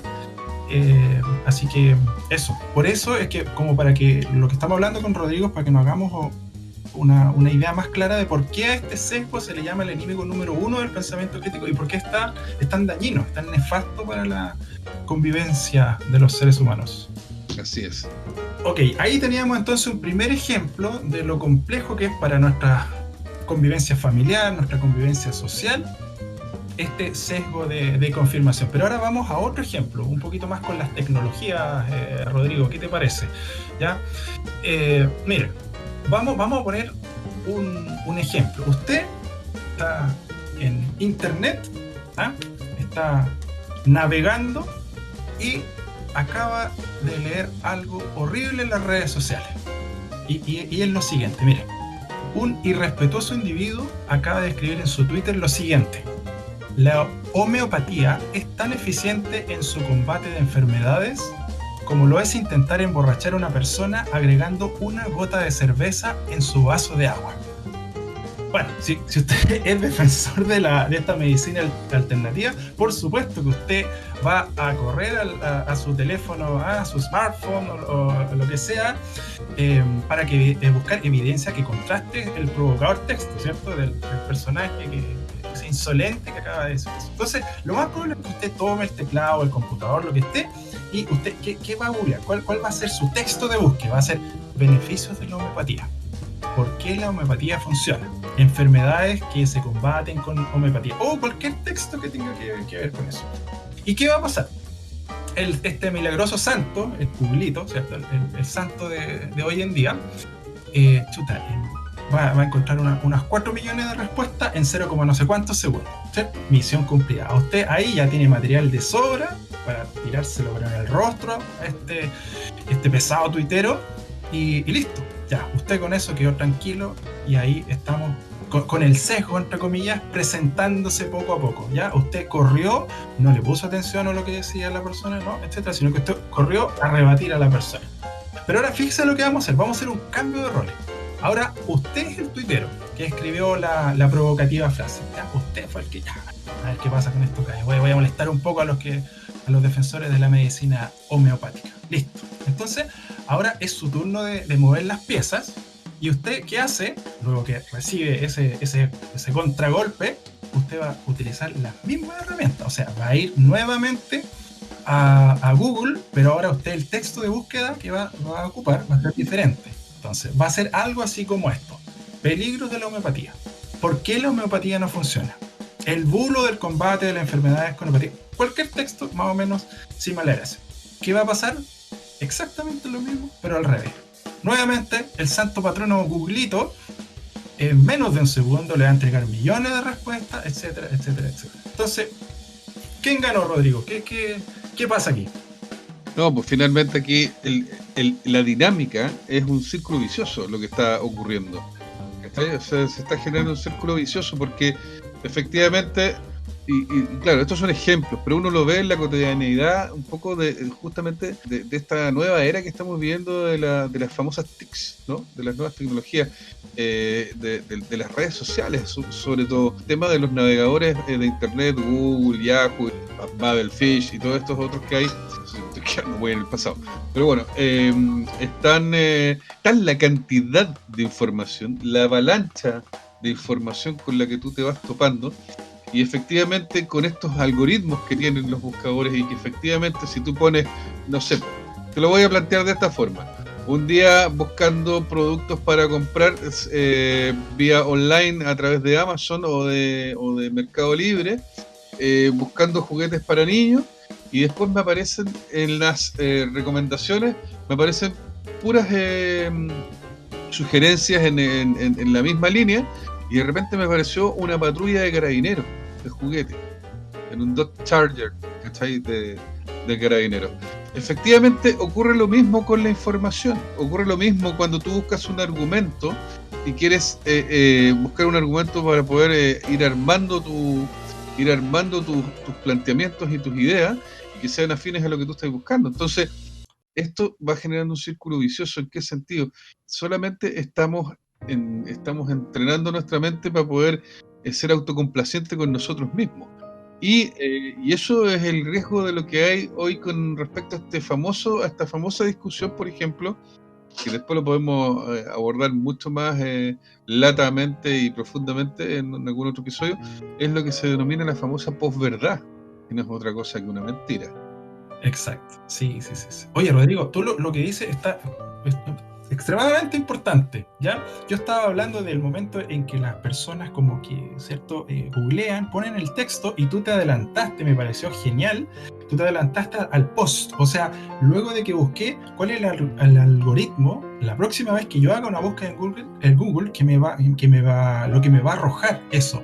Y obviamente el algoritmo va a tomar en cuenta lo que yo ya busqué anteriormente. O sea, podemos sacar conclusión con la muy buena acotación que hizo Rodrigo, que Internet, con los algoritmos que tienen, es un potenciador genial, muy eficiente, un catalizador del sesgo de confirmación.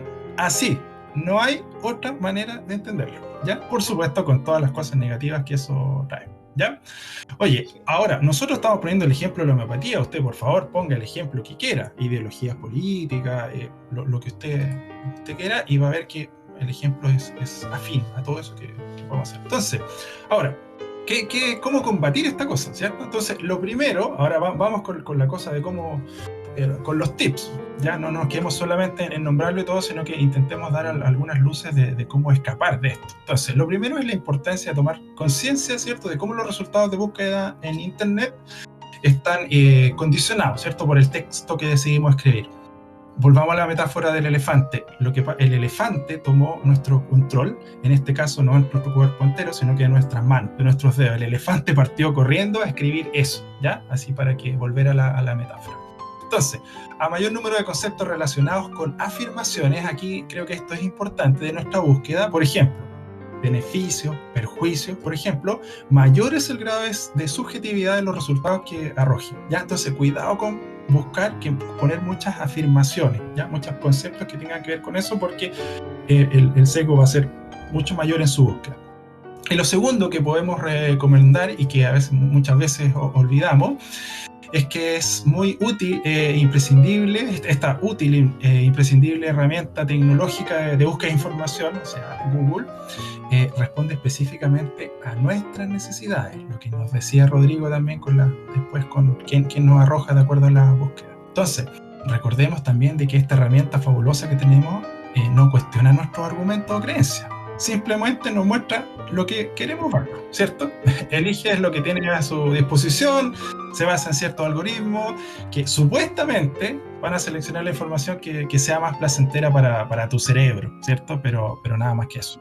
Está ahí y está disponible, está para el uso y disposición de todo el mundo. Yo te quiero hacer una pregunta, Ricardo, pero esta es la única forma de poder, de algún modo, ir despercudiéndonos un poco de esta, como podríamos decir, no inercia, pero de esta mala costumbre que hemos ido adquiriendo a través de las décadas, porque esto ya está instalado. Esto es una forma, o sea, tú que eres profesor, por ejemplo, tú haces clase, ¿cierto? Claro, sí. Le haces clase a niños, de hecho. Uno lo ve, que esto se va traduciendo en muchas cosas. Por eso yo te decía que es un círculo vicioso, que parte de ahí, pero que también se va agrandando, va creciendo y se va apoderando de un poco la forma de ver el mundo, de percibirlo. En el primer bloque hablamos incluso de la empatía, para poder abordar el tema de la tolerancia. Y en este caso estamos viviendo tiempos sumamente intolerantes y al mismo tiempo son épocas muy poca empatía, y por lo mismo tú te vas bien con generaciones, y aquí no quiero caer en el lugar común de calificarlos a todos como millennial, centennial.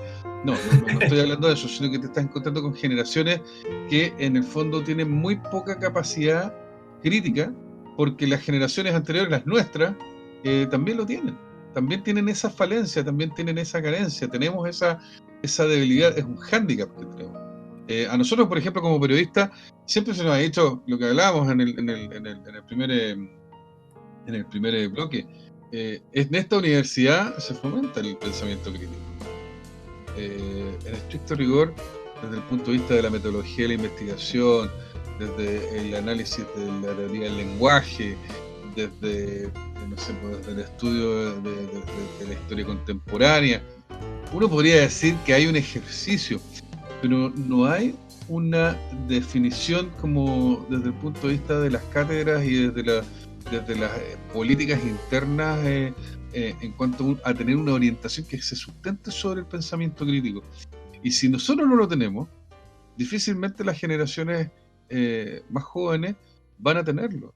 Y se van a alejar cada vez más, y cada vez va a ser mucho más pragmática su mirada frente al mundo en todo sentido. Entonces, llegando a considerar que ni siquiera es necesario tener estas argumentaciones contrapuestas y confrontadas, ¿cachai? No sé si me explico lo que estoy tratando de plantear.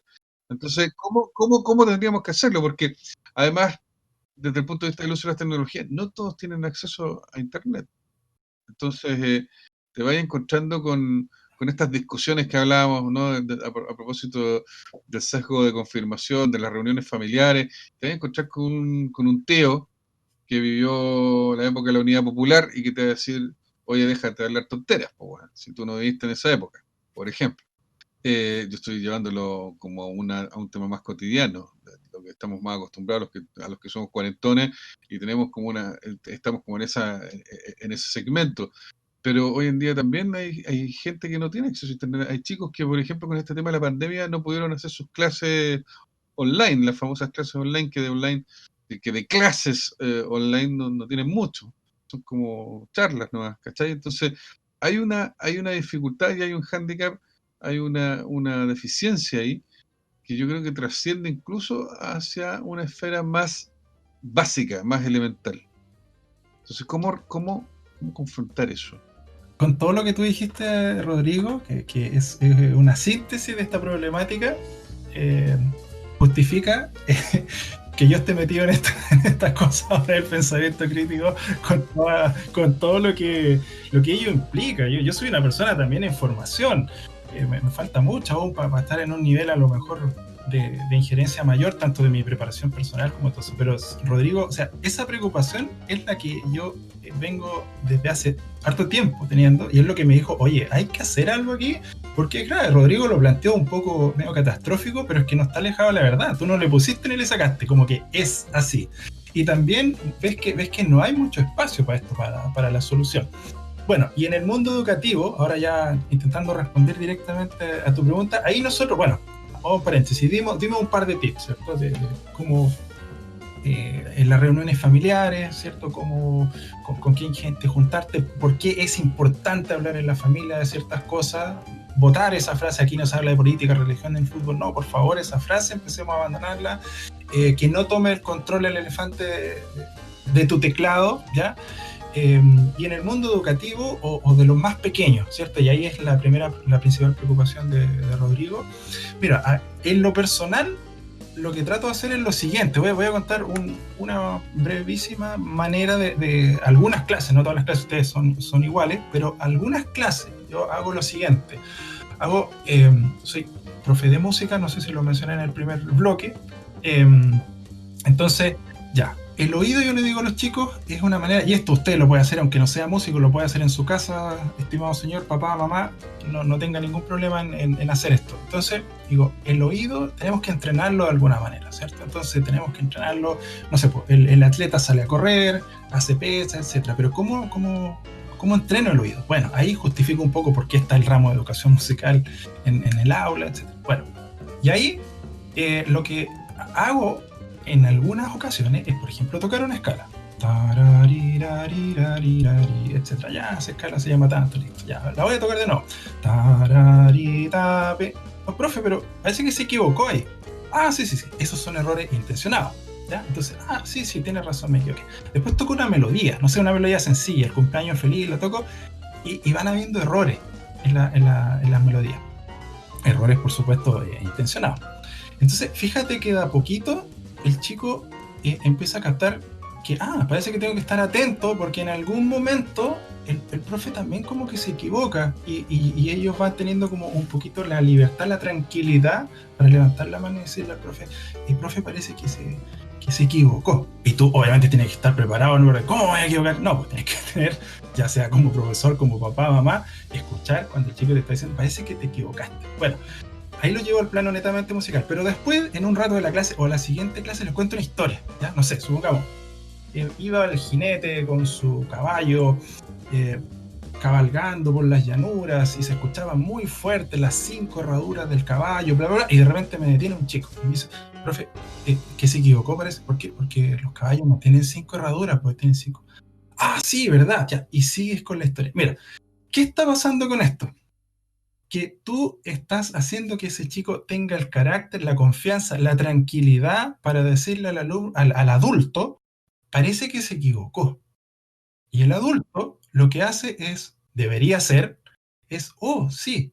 Aunque lo estés inventando, aunque estés creando el escenario, pero lo que estás haciendo con ese chico es que tenga la tranquilidad, la confianza para decirte, porque muchas veces, Rodrigo, realmente sí se intenta fomentar el pensamiento crítico. A veces en la teoría los chicos lo entienden súper bien, pero no tienen la confianza porque tienen miedo, literalmente miedo de decirle a un adulto, se equivocó, o no me parece, o no me convence, o esto que usted está diciendo no es cierto. Mira, todo esto que estoy diciendo que usted lo puede llevar a la práctica, se lo recomiendo totalmente, sobre todo los que son padres. Esto lo resume un filósofo español, Ortega Gasset, tremendo personaje, que mira la frase que nos dice, lo voy a leer aquí. Además de enseñar, enseña a dudar de lo que has enseñado. Sí. O sea, tremenda frase. Dime, lamentablemente a nosotros en el mundo pedagógico, o como padres, como adultos, cuando le decimos, chicos, mira, esto es así, pero es probable que me equivoque, así que ustedes avísenme si me equivoco. O en el mundo político. Rara vez. Y rara vez un adulto va a tener como la humildad de poder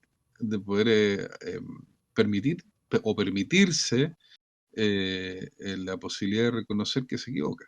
Claro, entonces ahí tenemos, ahí yo pudiese elaborar una respuesta a esa otra cosa, a ese algo más que tú me preguntabas, Rodrigo, hace rato. Sí podemos hacer algo para que fomentar el pensamiento crítico en los chicos, pero primero, y como bien también tú decías, Rodrigo, tenemos que nosotros hacer un cambio, o sea, nosotros permitir que ese chico no tenga miedo en decir las cosas. Y estoy hablando de chicos de prebásica incluso, no es necesario entrar en un debate filosófico con chicos de cuarto medio, no, por favor, esto es mucho antes que el chico tenga la confianza para decirle eso, parece que se equivocó, porque ahí va a salir ese pensado crítico, porque si estamos con miedo, pensamiento crítico, va a llegar el día del ajo, estimado Rodrigo. Ahí vamos a quedar esperando. Sí, exactamente. Oye, Rodrigo, mira, en el mismo ámbito de la pedagogía, ya para ir avanzando y vamos a ir ya cadenciando nuevamente a la parte, ya para ir cerrando este bloque, tenemos uno más, ¿cierto? Mira, volvamos al ejemplo de la homeopatía, ¿ya? Imaginemos ahora que un profe, ¿ya? Muy comprometido responsable con fomentar el pensamiento y todas las cosas de sus alumnos. Entonces pasa lo siguiente, están estos chicos en clase y de repente un alumno levanta la mano y le dice, profesor, y le pregunta, ¿cuáles son los beneficios de la homeopatía? Y este profesor, que es muy responsable, ¿cierto? Ya dijimos, debiese ser un pensador crítico. La respuesta del profesor es la siguiente. ¿Qué respuesta prefieren? ¿La del Instituto Homeopático de Barcelona o las conclusiones de las revisiones Cochrane, que arrojan los mismos resultados desfavorables para esta disciplina en sus 7 versiones? Le pregunta al alumno, ¿ya? Entonces, imagínate, ese es otro tipo de respuesta. O sea, lo que está haciendo este profesor muy responsable es que ninguno de los elefantes, ¿se acuerdan de la metáfora del elefante? Que ninguno de los elefantes tome el control del cerebro de sus alumnos, ¿ya? Entonces, nosotros, por ejemplo, ya, volvamos al Twitter de este osado tuitero, ¿cierto? Entonces, lo que pasaba ahí es que nuestro elefante tomaba el control de nuestras manos, ¿cierto? Entonces, una manera bastante más responsable y objetiva de buscar información referente a estos temas complejos, como por ejemplo la medicina alternativa, sería buscar primero una fuente confiable de información. Aquí nosotros nombramos las revisiones Cochrane, que si es que no los conocían, por favor busquen información en internet, porque es una muy prestigiosa institución con investigaciones serias, etcétera, etcétera, etcétera, ¿ya? Y ahí recién nosotros vamos a empezar a poder emitir un juicio y una opinión un poquito más fundada de algo, ¿ya? Entonces, por ejemplo, pongamos otro ejemplo extremo, Rodrigo, que esto a veces los ejemplos extremos a mí me gustan porque como que hacen un poco, remesan el cerebro. Por ejemplo, que tú tengas que elegir una dieta balanceada para tu familia, ¿ya? Seguramente no va a pasar por tu mente buscar ir a la página web de Papa John's, de Coca-Cola o de McDonald's, ¿cierto? Lo más idóneo tendrías que ir a consultar a un especialista en nutrición, ¿cierto? Que incluso, imagínate lo que te voy a decir, que incluso te van a decir, mira, siguiendo una dieta balanceada, incluso no habría problema que una vez al mes te comas una rica pizza junto a tu familia, ¿ya? Para que no se nos enojen los chicos de Papa John's, que yo soy fan de Papa John's, ¿ya? Entonces tiene que ver netamente con esta cosa de la responsabilidad al buscar información. Bueno, espero que con estos ejemplos hayamos un poquito explicado de una manera sencilla lo que es el sesgo de confirmación y algunas maneras de evitarlo y la importancia que tiene. De verdad es algo complejo que debiésemos atender en nuestra vida familiar, de amigos, en el trabajo, por supuesto, y sobre todo ahora en estos momentos complejos de decisiones difíciles que vive nuestro país. Por favor, escuchemos las opiniones contrarias, tratemos de hacer puentes, de hacer nexos. Rodrigo, y para terminar esta sección, tenemos una prueba sorpresa para el auditor, una especie de síntesis de todas las cosas que hablamos. Miren, vamos a poner lo siguiente. Nuestro distinguido audiencia, usted vaya a internet, por favor, y busque información referente al impacto en nuestro organismo de las señales electromagnéticas que emiten las antenas repetidoras instaladas en nuestras ciudades. La pregunta es, ¿qué texto elegiría para tu búsqueda? Uy, van a estar... Por favor, que su elefante no tome el control, ¿ya? Elija bien su texto, por favor. Cuidado con el sesgo de confirmación. Aquí corremos el riesgo de que el elefante se meta dentro de una cristalería y deje la grande. Exactamente. Ya, estimado, oye, estamos terminando este segundo bloque, nos queda el último, la última patita, y nos vamos nuevamente con nuestros invitados de honor del día de hoy. Nos vamos a ir con el tema titulado Chaleco, del contrabajista de Triángulo de las Bermudas, Rodrigo Rivera.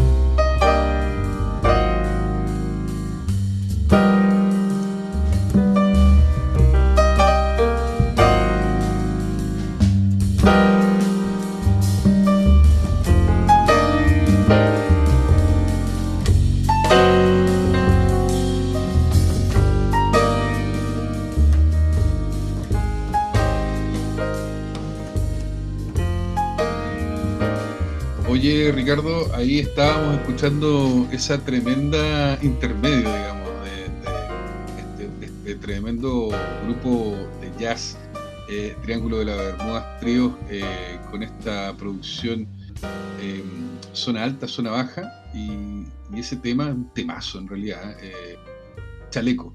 ¿Por qué se llamará Chaleco? ¿Por qué se llamará Chaleco? Habría que preguntarle. Bueno, Rodrigo podría ser uno de nuestros invitados al próximo episodio, ¿verdad? Claro. Oye, con este tema abre el disco. Importante eso también. Con ese tema comienza el disco. Tiene una tremenda atmósfera ese tema. Sí. Dan ganas de sacar un Jim Beam, un JB, un Tony Walker, un Jack Daniel.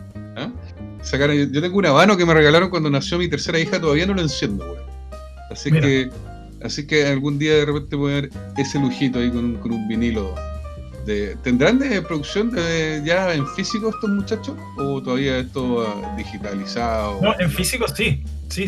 Recuerda que yo mencioné que incluso los chicos gentilmente me regalaron el disco, así que yo lo podría gestionar un segundo disco para tu piloto acá, para tu copiloto.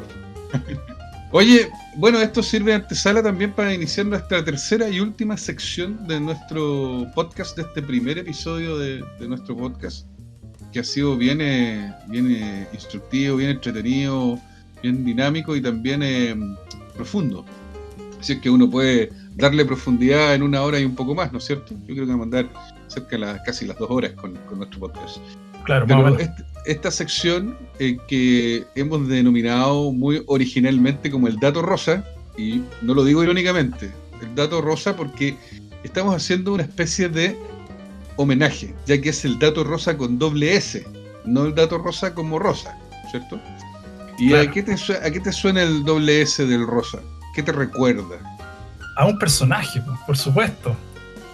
Un contemporáneo a propósito, Rodrigo, del nombre que le pusimos a este podcast, el programa de Estado Gigante. Están ahí paralelos estos dos programas, pero con un océano de diferencia, pues, bueno. Exactamente, así que con un elefante, como estábamos diciendo. Como un elefante de diferencia. Deben ser unos 10 elefantes de diferencia entre uno y otro. Oye, es una sección en la que queremos homenajear el mundo del profesor Rosa. Ese tremendo, mítico y añorable espacio, programa infanto-juvenil, diría yo. Infanto-juvenil educativo, totalmente. Sí, finales de los 80, mediados de los 90, conducido por el tremendo y gran Iván Arenas, irreverente, el profesor Rosa, irreverente, el personaje y el actor. Iván Arenas, tremendo personaje. Así es que le hacemos aquí un homenaje, un saludo para Iván Arenas, que también se dedicaba a la comedia un poco, al humor, más que a la comedia, al humor. Así que yo ahí de repente he escuchado algunos chistes que, bueno, no los vamos a contar ahora porque en realidad no queremos desperfilar el relato que tenemos. Pero en una de esas nos podemos chasconear un poco y hacerlo, invitarlo, de repente lo podríamos invitar y hablar de esto. Sería un golazo, Ricardo, sería un golazo tener al profesor Rosa acá para conversar de este tema. Pero como dices tú, sí, claro, sería un lujito. Y como dices tú, en efecto, este espacio y ese programa en particular, nosotros lo presentamos como un contrapunto a lo que era como su contemporáneo Sábado Gigante. Porque justamente dentro de todo lo que nosotros podemos hacer como crítica televisiva de los años 80 y 90, como decíamos, yo creo que este espacio se salvaba, pero a años luz, de esta figura, de esta fórmula de tenerlo a uno enquilosado y medio idiotizado todos los sábados desde las 4 de la tarde hasta las 8 de la noche. Y después me acordé que después venía otro espacio, después de las noticias venía Noche de Gigante, weón. Exacto. Era como, no eran 4 o 5 horas, sino que era como un late, o sea, si ya el formato de Sábado Gigante estaba importado, Mario Kreuzberger también había importado este otro formato de los talk show. Pero claro, como imitando, no sé, los grandes como Larry King y ese tipo de personajes. Pero como te digo, el profesor Rosa tenía eso. Entonces nosotros, homenajeando a ese espacio, estamos aquí con el dato rosa.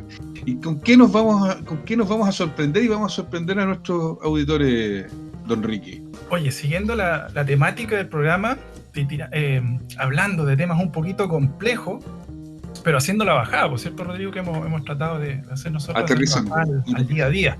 Claro. Mira, nos vamos a ir con un dato rosa, ¿ya? ¿Se acuerdan ustedes, entre paréntesis, que el profesor Rosa al final del programa salía con algún dato, le preguntaba a la gente, ¿cuál es el único mamífero que pone huevo? Y tú no tenías idea. Pues te decía, sí, el ornitorrinco y parece pato y la cosa y vive en tal. Oye, y al final era súper entretenido, pero era un dato un poco rebuscado, pero finalmente útil, porque al final la información esa nunca está de más, etcétera. Así que nosotros, como en ese mismo tenor, y a propósito del homenaje que mencionaba Rodrigo, es que hemos bautizado este pequeño espacio, y lo que nosotros vamos a hablar hoy día va a ser de la neurociencia, ¿ya? Un término también relativamente nuevo, a propósito de los sesgos cognitivos que hablábamos antes. Todas estas cosas van saliendo como en paralelo porque avanza el conocimiento en el estudio de nuestro cerebro, ¿ya? Entonces esto también en la década de los 70 ya se empieza a hablar de neurociencia propiamente tal, neurociencia cognitiva ya más específicamente. Entonces tiene que ver, por supuesto, con el estudio de nuestro cerebro, la sinapsis, cómo se hacen las conexiones, los sesgos cognitivos también que hablábamos en la sección pasada, todo nuestro funcionamiento. Oye, y ha dado una cantidad de insumos, pero importantísimos para el mundo psicológico, educativo, etcétera. Así que, ahora, seguramente usted, estimado auditor, ya ha escuchado el término por ahí, neurociencia. Bueno, y aquí vamos a hacer una analogía. ¿Cuál es el problema de esto? Y aquí ya vamos a ir directo a los tips o a los datos rosa. Que cuando aparece un nuevo conocimiento, ¿ya? También aparecen el no conocimiento o el pseudo conocimiento o la pseudociencia. La analogía que pudiésemos hacer en el mundo judicial, por ejemplo, seguramente has escuchado esa frase de Rodrigo: echa la ley, echa la trampa. Absolutamente. Absolutamente. Bueno, aquí lo que podríamos decir... Y más últimamente. sí, últimamente más. Oye, acá la analogía sería equivalente en el mundo de la ciencia: hecho el descubrimiento, hecho el engaño. ¿Ya? Y a veces ese engaño no es consciente, ¿ya? No hay una intención de hacerle daño, sino que netamente por poca prolijidad al momento de entender una investigación, los resultados, y ahí viene una serie de problemáticas. Bueno, y en la problemática de la neurociencia son los neuromitos, estimado Rodrigo. Sí, se había escuchado del neuromito. Ya, algo ya te suena. Bueno, oye, los neuromitos son variados y algunos son bien complejos, distorsionan muchas áreas del conocimiento. Así que hoy día, estimados auditores, les vamos a hablar brevemente de 2 neuromitos, ¿ya? El primero, relacionado con mi profesión, es el neuromito, a ver si, Rodrigo, a lo mejor tú también lo conoces, el efecto Mozart. Un clásico. A ver, Rodrigo, a ver si... ¿Qué entiendes tú del efecto Mozart? ¿Qué te suena? ¿Qué te creíste del efecto Mozart? Vale. En efecto, Ricardo, así es. Algo me suena del efecto Mozart. Mira, yo hasta mi sapiencia me lo permite, en realidad tengo entendido que el efecto Mozart está relacionado con los beneficios de escuchar música clásica, pero particularmente compuesta por el señor Wolfgang Amadeus Mozart. Yo creo que eso es. Ahora puedo estar equivocado. Claro, exactamente. Mira, en la década de los 90 salió la venta de un CD. Una corriente. Oh, claro, con obras de este compositor. Y te decía, mire, usted escuche tal cosa. Y su hijo, su bebé, incluso en periodo de gestación, va a ser más inteligente, ¿ya? Y obviamente la empresa que aseguraba que eso era así era la misma que te vendía el CD. Bueno, los estudios relacionados con esto, que hicieron que hubiera todo este movimiento del efecto Mozart, 1, ya 2, si me apuras un poquito, según todo lo que pude encontrar en internet. No hay que ser experto en metodología de la investigación para saber que eso no es suficiente, ¿verdad? Entonces, mira, el efecto Mozart en realidad finalmente es un fraude, es un neuromito, pero es uno especial, Rodrigo. Y mira, te lo explico inmediatamente. ¿Por qué es especial? Porque el efecto Mozart realmente sí produce en el cerebro lo que dice que produce. O sea, que mejora la conexión, que por supuesto mejora la concentración, un montón de cosas en el cerebro que usted fácilmente puede encontrar en internet. Pero ¿a dónde está el problema? Cuando se atribuye una exclusividad de resultados. Dicho de otra manera, pudiésemos hablar del efecto Mozart, el efecto Beethoven, el efecto Monteverdi, claro, el efecto Rolling Stone, el efecto Queen, ¿me entiendes? Sí, claro. Y al final los resultados serían relativamente similares. ¿Cuándo está la diferencia? ¿Dónde está la diferencia? En ese pequeño, sobre todo los más chiquititos, que no son expuestos al estímulo musical. Perfecto. ¿Ya? Entonces, ahí tenemos una gran diferencia en relación a lo que a la atribución exclusiva de resultados del efecto Mozart. Ahora, lo que sí está comprobado con muchas investigaciones es que de acuerdo a la tarea que usted quiera hacer en su casa, usted tiene que hacer actividad física, salir a correr o no sé, pues ya tiene que ordenar su casa, hacer el aseo. Se le recomienda X música que le va a dar a usted más energía, más ánimo para hacer las cosas. Música que, por ejemplo, tiene que ser a una velocidad un poquito más rápida, a lo mejor a mayor decibeles, que tenga a lo mejor texto o alguna expresión que sea más enérgica, más positiva, etc. Si usted tiene que estudiar, por ejemplo, y concentrarse, a lo mejor se le va a recomendar otro tipo de música, a menos decibeles, a menos volumen, más lenta, que a lo mejor contenga menos instrumentos, que sea menos histriónica, etc. Si usted tiene que estar en el momento de la comida, por ejemplo, también se recomienda tal y tal estilo de música. Esta información usted la puede encontrar fácilmente en internet. ¿Qué música de acuerdo a la tarea que yo quiera realizar durante el día? Ahí sí encontramos diferencias, pero no es lo que decía este neuromito, que usted póngale Mozart a su hijo incluso cuando está en la guatita ahí de la mamá y va a ser más inteligente. Sí, y de hecho, Ricardo, lo que está sonando, para los que son neófitos y no lo pueden reconocer, es el mismísimo Wolfgang Amadeus Mozart, el que está de fondo. ¿Y qué es lo que estamos escuchando, Ricardo, del maestro? Estamos escuchando un extracto de la Pequeña Serenata Nocturna, una de las obras más conocidas de este célebre compositor. Y una de las más popularizadas también a través de, digamos, lo que fue la comercialización de todo este fenómeno denominado, esta corriente que fue muy popularizada con los papás primerizos que querían ahí estimular a su bebé desde antes que salieran del vientre materno. Les ponían los audífonos en la guatita de la mamá y se escuchaba esta música. Claro. Transmitir esa pero eso, por favor, nuestros auditores, totalmente comprobado, hágalo, ¿ya? El asunto no estamos diciendo nosotros no escuche Mozart, no, sino que, claro, por favor, no crea que solo Mozart provoca estos efectos. Ese es el mensaje. Exacto. Ese es el mensaje. Así que ese es el mensaje. Si usted escucha otro tipo de música y no le gusta, porque también hay que decirlo, a lo mejor a una persona no le gusta Mozart, pero usted escucha otro estilo de música, por favor, ¿ya? Así que no encasillar solamente estos resultados. Ese finalmente es el neuromito que nosotros queríamos traer. Y el segundo neuromito, estimado Rodrigo, tiene que ver con lo siguiente, que usamos solo el 10% del cerebro. Seguramente lo escuchaste tú también ese, Rodrigo. Es decir, más que neuromito, ese realmente es un tremendo mito. O sea, es un neuromito y al mismo tiempo, a la vez es un mito, porque siempre se ha especulado mucho de que nosotros usamos el 10% y que personajes como Leonardo da Vinci o como Albert Einstein llegaron a ocupar el 45-50% de la capacidad de nuestro cerebro. Claro, exactamente. Ahora, eso hay diferentes corrientes, no hay consenso de cómo nació ese 10%. ¿Ya? Hay un poco de información, lo que puedo averiguar por ahí, de que de cada 10 neuronas, 9 hacen X tarea y una hace otra, ¿ya? Entonces ahí puede ser que al parecer comienza de dónde viene el 10%, porque podría haber sido el 20 o el 50, etc. De ahí proviene un poco de la función que tienen las neuronas en nuestro cerebro. Bueno, el asunto es que, claro, se creyó, como tú, los dos personajes que nombraste ahí, que tenían una mayor capacidad y más inteligente porque usaban más parte del cerebro. Incluso de ahí también se la jugaron mucho irresponsablemente. No, Einstein, no sé, ocupa el 20 y tanto y este otro el 18%, etc. Así que hay bastante irresponsables las personas que publicaron esas cosas. Bueno, la cosa es que esto está totalmente descartado, pero fíjense, uno dice, bueno, primero me decían que el 10% y ya, bueno, yo creo, usamos solamente el 10% y esto es otra gente aventajada, bueno, que envidia no poder ser como ellos.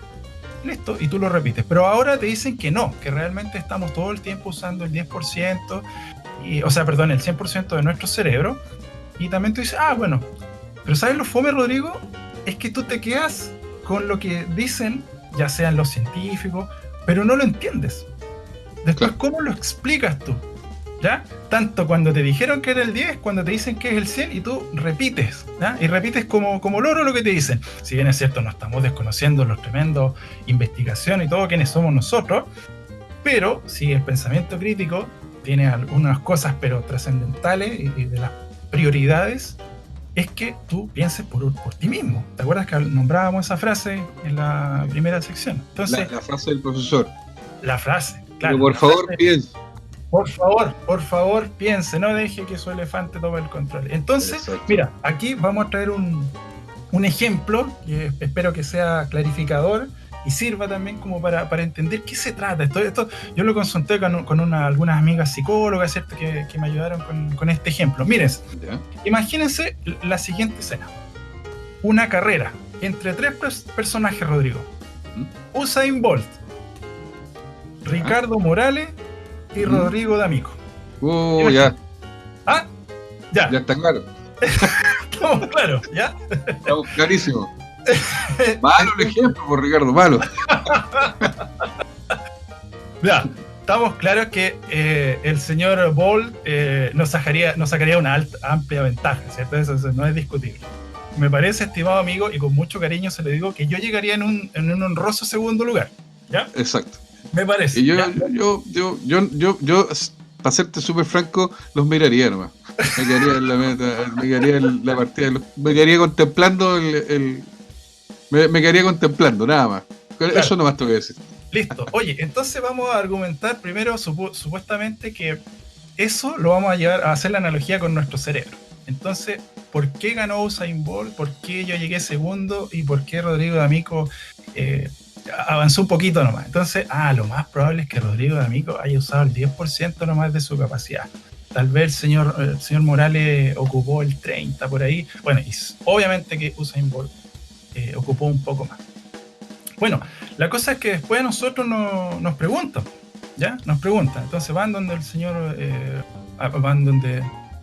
Bolt y le dicen, oiga, ¿usted cuánto ocupó de la capacidad? No, yo ocupé el 100%. Ya. Después me van a preguntar a mí. Y me preguntan, oye, pero ¿y por qué tú corriste a menos velocidad? No, le dije, si yo corrí a lo más que pude. Yo ocupé mi 100% de capacidad física. Bueno, y después van donde el señor D'Amico, con tubo de oxígeno a esa altura, y usted, claro, se corre la mascarilla y dice, no, si yo realmente di todo lo que pude. Entonces, ahí tenemos un problema. ¿Cómo? ¿Qué pasó ahí? ¿Qué pasó? Si todos ocuparon el 100, pero llegaron en lugares distintos. Bueno, ahí usted se puede ir haciendo una idea de la problemática de explicar quiénes ocupan el 100% de su capacidad cerebral y quiénes ocupan menos, o quienes ocupan, el tanto por ciento y el resto de los mortales ocupamos solamente el 10%, ¿ya? Porque ¿qué tendría que haber pasado? Que el señor Bolt hubiera dicho, no, yo en realidad corría a media máquina nomás, yo también, etcétera. Entonces, para hacer la analogía con el cerebro, quiere decir que hay partes de nuestro cerebro que no estarían activadas. Así de simple, que no estarían funcionando. Y si hay una máxima en el mundo de la evolución, de la vida misma, es que el buen uso de los recursos, la eficiencia de los recursos, es una máxima eso, Rodrigo. No hay nada. O sea, no hay algo que esté en el cerebro, esté en cualquier parte de nuestro organismo, que esté porque tiene que estar nomás. Entre paréntesis, hay ciertos vestigios de la evolución de órganos que no ocupamos, etcétera, pero eso es otra cosa, ¿ya? Claro. Pero si hay algo que la naturaleza hace con mucha eficiencia es el uso de los recursos. Entonces, ¿para qué hacer un cerebro que va a ocupar solamente el 10% de tu capacidad? Eso no tiene ninguna lógica y no tiene ningún respaldo ni ninguna corriente que lo haga. Perfecto. ¿Ya? Oye, lo último que quería decir de este neuromito es que hay una película basada en este neuromito. Se llama Lucy. Tiene como protagonista a Morgan Freeman y la Scarlett Johansson. No sé si la viste tú, Rodrigo, Lucy. Claro, que es de donde nace el meme. ¿Qué pasaría si usáramos el 100% de nuestra capacidad cerebral? Bueno, y ahí sale un montón de cosas chistosas y todo eso. Bueno, esa película está basada en este neuromito. Sí, una película de Luc Besson, no es lo mejor que tiene. No es lo mejor. Se salva por Scarlett Johansson. Sí. Seguramente. Pero es una manera interesante de... Pero en efecto, la última parte de la película, de los últimos 10 minutos, podríamos decir, de metraje, supuestamente la protagonista va increciendo en el uso de su capacidad cerebral. En su capacidad cerebral, claro, en su capacidad cerebral, y efectivamente se producen ahí unas situaciones bien fantásticas, por decirlo menos. Claro, así que esa es una recomendación de película como para tener más antecedentes de lo que significa esta problemática de este neuromito, que lamentablemente aún sigue, Rodrigo, sigue vigente por ahí en las conversaciones, y uno lo escucha, y bueno, trata de a veces no ser tan odioso, que sea un neuromito, pero aquí tenemos una manera de plantearlo a lo mejor más entretenida. Si usted está en una conversación familiar, oye, usamos el 10%, mira, yo creo que no, mira, la otra vez unos gallos estuvieron contando un ejemplo de una carrera y al final todos ocupaban el 100% de su capacidad, solamente que tenían diferentes capacidades físicas, y si eso lo llevamos al cerebro sería como lo mismo. Así que esa fue la intención de ese ejemplo, estimados auditores. Oye, Rodrigo, te tengo un bonus track. Mira, a ver si tú sabes. Mira, acuérdense que este es el dato rosa, ya esos datos rebuscados. ¿Cuánto tarda un contenido en ser viral? Uh-huh. Mira, luego de ser publicado, se demora, escuche bien, 20 minutos en llegar a Reddit. Luego, 1 hora 30 minutos en llegar a Twitter. 5 horas en llegar a Facebook. Un día en llegar como artículo a algún diario. Uh-huh. Y dentro de una semana, lo más probable es que esté en un show de televisión. Yo creo que la medición incluso se queda un poco corta, sobre todo cuando se trata de contenidos virales audiovisuales, por ejemplo, que se suben a Twitter, se suben a Facebook, y tú en la noche o en el día ya eso ya está, por lo menos en las plataformas de los medios digitales, como ahora ya hay medios digitales, ¿cachai? Estamos hablando, no sé, pensando en Red Valparaíso, por ejemplo, el Yo Soy, ¿cachai? ¿Sí? Esos contenidos ya se comparten rápidamente, se viralizan rápidamente, incluso en los medios de comunicación, ¿cachai? Y para que eso llegue a por ejemplo, a un late, es cuestión de horas. En la Claro. noche ya tienen el personaje del video que se viralizó, lo están entrevistando, no sé, por Mentiras Verdaderas, ¿cachai? Claro, seguramente, como tú bien dices, esto queda corto porque también las cifras que nosotros estamos integrando son promedios, cifras promedios. Pero hay unos contenidos que llegan mucho más rápido, como el ejemplo que tú acabas de dar. Exactamente. Oye, y con esta rapidez de información, como tan rápido se viraliza algo, entre medio también hay muchas noticias falsas, hay posverdad, como decía Rodrigo hace un rato. Bueno, y ahí es donde nuestro invitado de honor del día de hoy, nuestro eje, nuestro leitmotiv, lo que le ha dado sentido a este trabajo que hemos preparado con mucho cariño con Rodrigo, aparece como nuestro antídoto, ¿cierto? Nuestro remedio. Ahí es donde el pensamiento crítico se hace cada vez más importante y necesario en esta sociedad con una cantidad, pero increíble, de información, y donde tenemos que estar muy atentos cuando la cosa parece que no va por el lado de la verdad, estimado Rodrigo. Estamos terminando ya nuestro primer capítulo. Así es. Oye, súper agradecido, Ricardo, de haberte acompañado como copiloto en este primer episodio de nuestro podcast. Y Chile ya no es el público de Sábado Gigante. Así que espero que la gente lo haya disfrutado y que lo disfrute. Que lo haya disfrutado y que lo disfrute, que se tome su tiempo para escucharlo. Ya saben, muchachos, el formato del podcast es así. O sea, ustedes pueden escucharnos a ratos, pueden ponernos en pausa, nos pueden retroceder, pueden escuchar las pifias y retroceder y decir, oye, este weón se equivocó justo aquí, o sea, pueden hacer lo que quieran, pero aquí les falló el internet, se nota que aquí se les cayó. Aquí el micrófono se le fue a negro, en fin. Claro. Pero bueno, igual entiendan que estamos haciéndolo esto a distancia, de manera remota, ¿ya? Y la estabilidad a veces de la conexión y de la señal de la red a veces no es la más óptima, pero como dice mi buen amigo Ricardo, el profe Ricardo, lo estamos haciendo con mucho cariño, con mucho respeto y con ganas de aportar. Así que yo feliz de ser parte de este proyecto. Ya, pues muchas gracias. Yo también aprovecho de darte las gracias, Rodrigo, por haber apoyado esta iniciativa, porque creo ambos estamos muy en sintonía en eso de que es un tema importante, que nos hace bien, sobre todo que hayamos hablado de las buenas conversaciones, hablar temas complejos, con respeto, pero con argumentos, con evidencia. Y como se titula el podcast, Chile ya no es el público de Sábado Gigante, pero además de eso, yo agregaría algo, Rodrigo. Nosotros no queremos que sea ni que siga siendo el público de Sábado Gigante.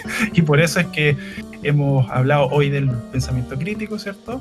Para combatir esta vieja manera obsoleta y que tanto daño nos ha hecho como sociedad.